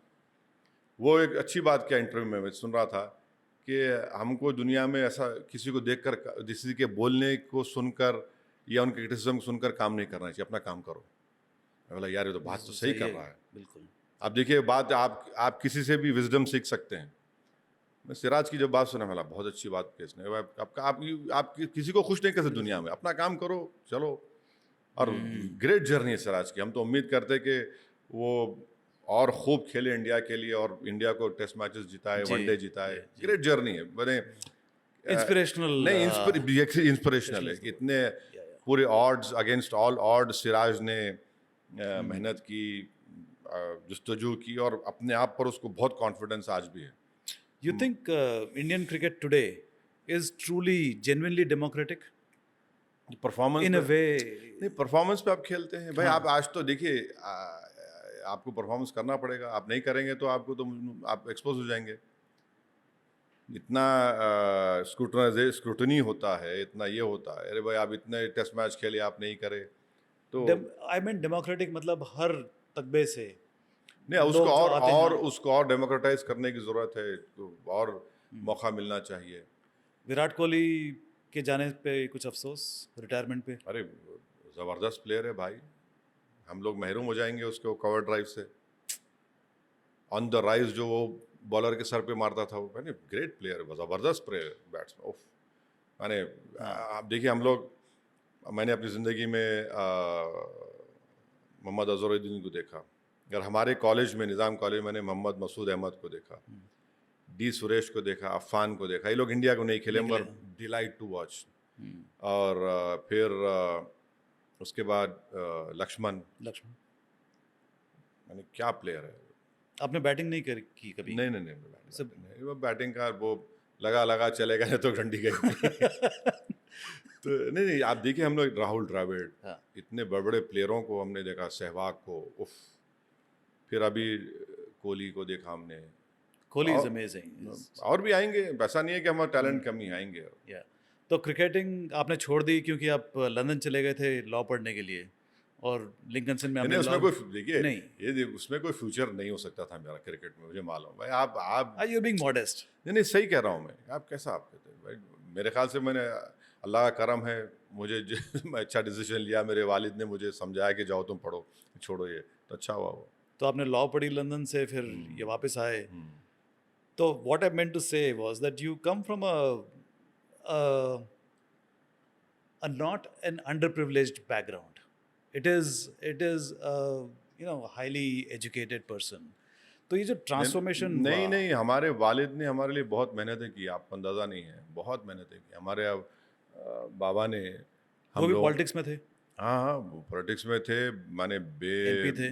उनकी बेइंतहा कुर्बानियाँ रही हैं, उनके साथियों की, उनके साथ जो पार्टी के लोग थे। आज जो आप देख रहे हैं वो सब पॉसिबल इसलिए हुआ क्योंकि उन्होंने, उस ज़माने के लोगों ने अपना सब चीज़ कुर्बान कर दिया। हर चीज़, अपना वक्त, अपनी सेहत, अपनी ज़िंदगी, और फिर इतनी मेहनत की उन लोगों ने कि आज हम ये दिन देख रहे हैं। तो अगर वो नए लोग मेहनत नहीं करे तो हम कहाँ होते आज। आपके दादाजी भी? हाँ, हमारे दादा तो 11 महीने जेल में थे। उन्होंने रीलॉन्च की थी आपकी पार्टी। हाँ, उसको इंडियन कॉन्स्टिट्यूशन के ताबे किया। और उन्होंने इलेक्शंस लड़े वो, और दारुस्सलाम का केस वो 11 साल तक लड़े, फिर उसको हासिल किया। फिर वहाँ पर हमने, उस ज़माने में एक इंडस्ट्रियल ट्रेनिंग इंस्टीट्यूट बनाया था। आज तो खैर माशाल्लाह से दारुस्सलाम एजुकेशनल ट्रस्ट के तहत medical, engineering college, MBA, MCA college, school of nursing, pharmacy, physiotherapy, school of architecture है। तो ये सब हमारे बुज़ुर्गों की मेहनत और क़ुरबानियों की, और हैदराबाद की आवाम के पॉलिटिकल अवेयरनेस की ये एक मिसाल है। ये आपके भाई भी MLA, अकबरुद्दीन MLA हैं। जी हाँ। वो थोड़ा कंट्रोवर्शियल है, कभी कभी कुछ बोल जाते हैं। नहीं, 15 मिनट में साफ कर देंगे। सब कुछ नहीं, सब बेकार बातें। कोर्ट में केस गया और कोर्ट से उनके ऊपर केस बुक हुआ। वो करीब 50-60 दिन जेल में थे। फिर कोर्ट ने उनको बेल दिया। फिर कोर्ट में केस चला, कोर्ट ने उनको एग्जोनरेट किया, और फिर उनके ऊपर जानलेवा हमला हुआ जी। उनके ऊपर 4 गोलियां चली, 23 स्टैब वुंड्स उनको मिले। तो आज भी अकबर की तबीयत सही नहीं रहती। अच्छा। उनको जो माने वो तो वेंटिलेटर पे थे कई दिन तक, और उनका मेरे ख्याल से बहुत बड़ा अल्लाह का करम हुआ, दुआएं थी कि वो बच गए, वरना तो डॉक्टर्स तो बिल्कुल ही परेशान थे उस ज़माने में। कभी डांट नहीं लगाई उनको? नहीं, डांट वांट कैसे, आप कोई छोटे बच्चे हैं डांट लगाने, कोई ज़रूरत ही नहीं है। कोर्ट, जब कोर्ट उनको एग्जोनरेट कर दिया है, जुडिशियल सिस्टम, तो देखिए, लोग अकबरुद्दीन ओवैसी के बारे में सिर्फ ये जानते हैं जो मीडिया क्रिएटेड है, मगर लोग ये नहीं बोलते कि ये शख्स अपने असेंबली कॉन्स्टिट्यूंसी में बिला लिहाज हिंदू मुस्लिम ये करीब 16,000 बच्चों को फ्री में तालीम दिला रहा है। 16,000 फ्री एजुकेशन? और उनका एक ही उसूल है कि एक घर से एक बच्ची एक बच्चा होगा। अच्छा। सबको पढ़ा रहे हैं। ये वो आदमी है जिसने चीफ मिनिस्टर को जाके बोला कि लाल दरवाजे पे मंदिर है, आप वहाँ पर 20 करोड़ सैंक्शन करो। सैंक्शन हो गया, अमाउंट दिया गया है। तो ये बास दिल्ली में बैठे जर्नलिस्ट को बड़ा मज़ा आता है इस तरह के मसाले बना कर देने का। मैं उनसे कहता हूँ कि भाई साहब, आपको तो मसाला लगा के आप खा रहे हैं, मगर आप कभी ज़मीन पे आके देखो। वो सही है, लेकिन मसाले की बात भी नहीं है, जो कहा है वो कहा है। नहीं नहीं, जब जब कहा है तो कोर्ट ने उसको अनकही कर दी, मगर जो ग्राउंड पे जो काम हो रहा है वो भी तो देखिए। वो ज़मीन आके देखिए ना। कोई भी इलेक्शन अगर जीत रहा है तो भाई कुछ तो काम हो रहा होगा ना। आवाम को आप किसी को जोर जबरदस्ती नहीं करते। अच्छा, ये हमको गाली देते सब लोग, अमित शाह को क्या जरूरत थी मेरे इलेक्शन में 2 दिन आकर बैठने की? यहाँ पे प्रधानमंत्री आए मेरे खिलाफ, नरेंद्र मोदी आकर यहाँ भाषण देकर गए, बड़े बड़े बीजेपी के नेता आ गए यहाँ पर। जनता, हैदराबाद की जनता देख चुकी है। एक शुक्ला साहब हैं हमारे पान मंडी के, इतना सब गर्मी के बावजूद भी, पॉलिटिकल जो गर्मी होती है इलेक्शन में, वो बोले मेरे घर को आओ। बोला शुक्ला साहब छोड़ दो। बोले नहीं, आके मेरी माँ से मिलना। बोला ठीक है, गया। उनकी माँ झुक के मिला, उनकी बड़ी इज्जत से मिला मैं, क्योंकि बुजुर्ग है, लेडी है।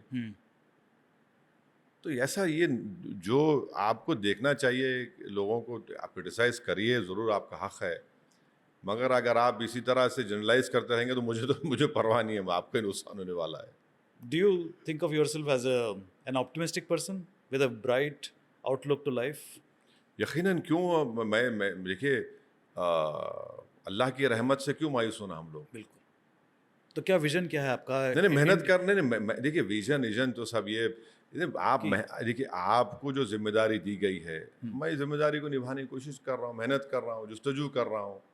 अब मैं कहाँ तक कामयाब हुआ नहीं हुआ, मेरे मरने के बाद कोई लिखेगा तो लिख देगा, मगर जब तक मैं ज़िंदा हूँ, सेहतमंद हूँ, तो मेरा काम मेहनत करना है मेरी पार्टी के लिए। मैं जिस चीज़ में बिलीव करता हूँ, और मेरा ख्वाब ये है कि ये देश को हमको और मजबूत करना है। इस देश को जो हर कोई ख्वाब देखता है ना, उसको ख्वाब को पूरा करना है, और वो ख्वाब उसी वक्त पूरा होगा जब यहाँ पर इंसाफ होगा, यहाँ पर इक्वल अपॉर्चुनिटीज़ मिलेंगे, यहाँ पर हर समुदाय को मान सम्मान मिलेगा। यकीनन हम उस पैंथियन ऑफ कंट्रीज़ में खड़े होंगे जहाँ पर जो हर चीज़ वहाँ पर मिलती है, लोगों को चैन होगा, सुकून होगा, और बार बार हमको पलट कर अपने शोल्डर को वॉश करने की ज़रूरत नहीं पड़ेगी। ये this is what it is. ये मैंने कोशिश करना है, और क्या है, कोशिश करना आपके मेरे हाथ में है। मुक़द्दर के फैसले तो अल्लाह करने वाला है, जीत हार उसके हाथ में है, और मैं हार से नाउम्मीद नहीं होता हूँ। किसी ने अच्छा कहा था कि my victories were build on my defeats, जो किसी ने कहा था, तो हो सकता है कि वही होगा। Very well said, Owaisi साहब. Thank you so much. शुक्रिया साहब, It was a wonderful conversation. Thank you. शुक्रिया.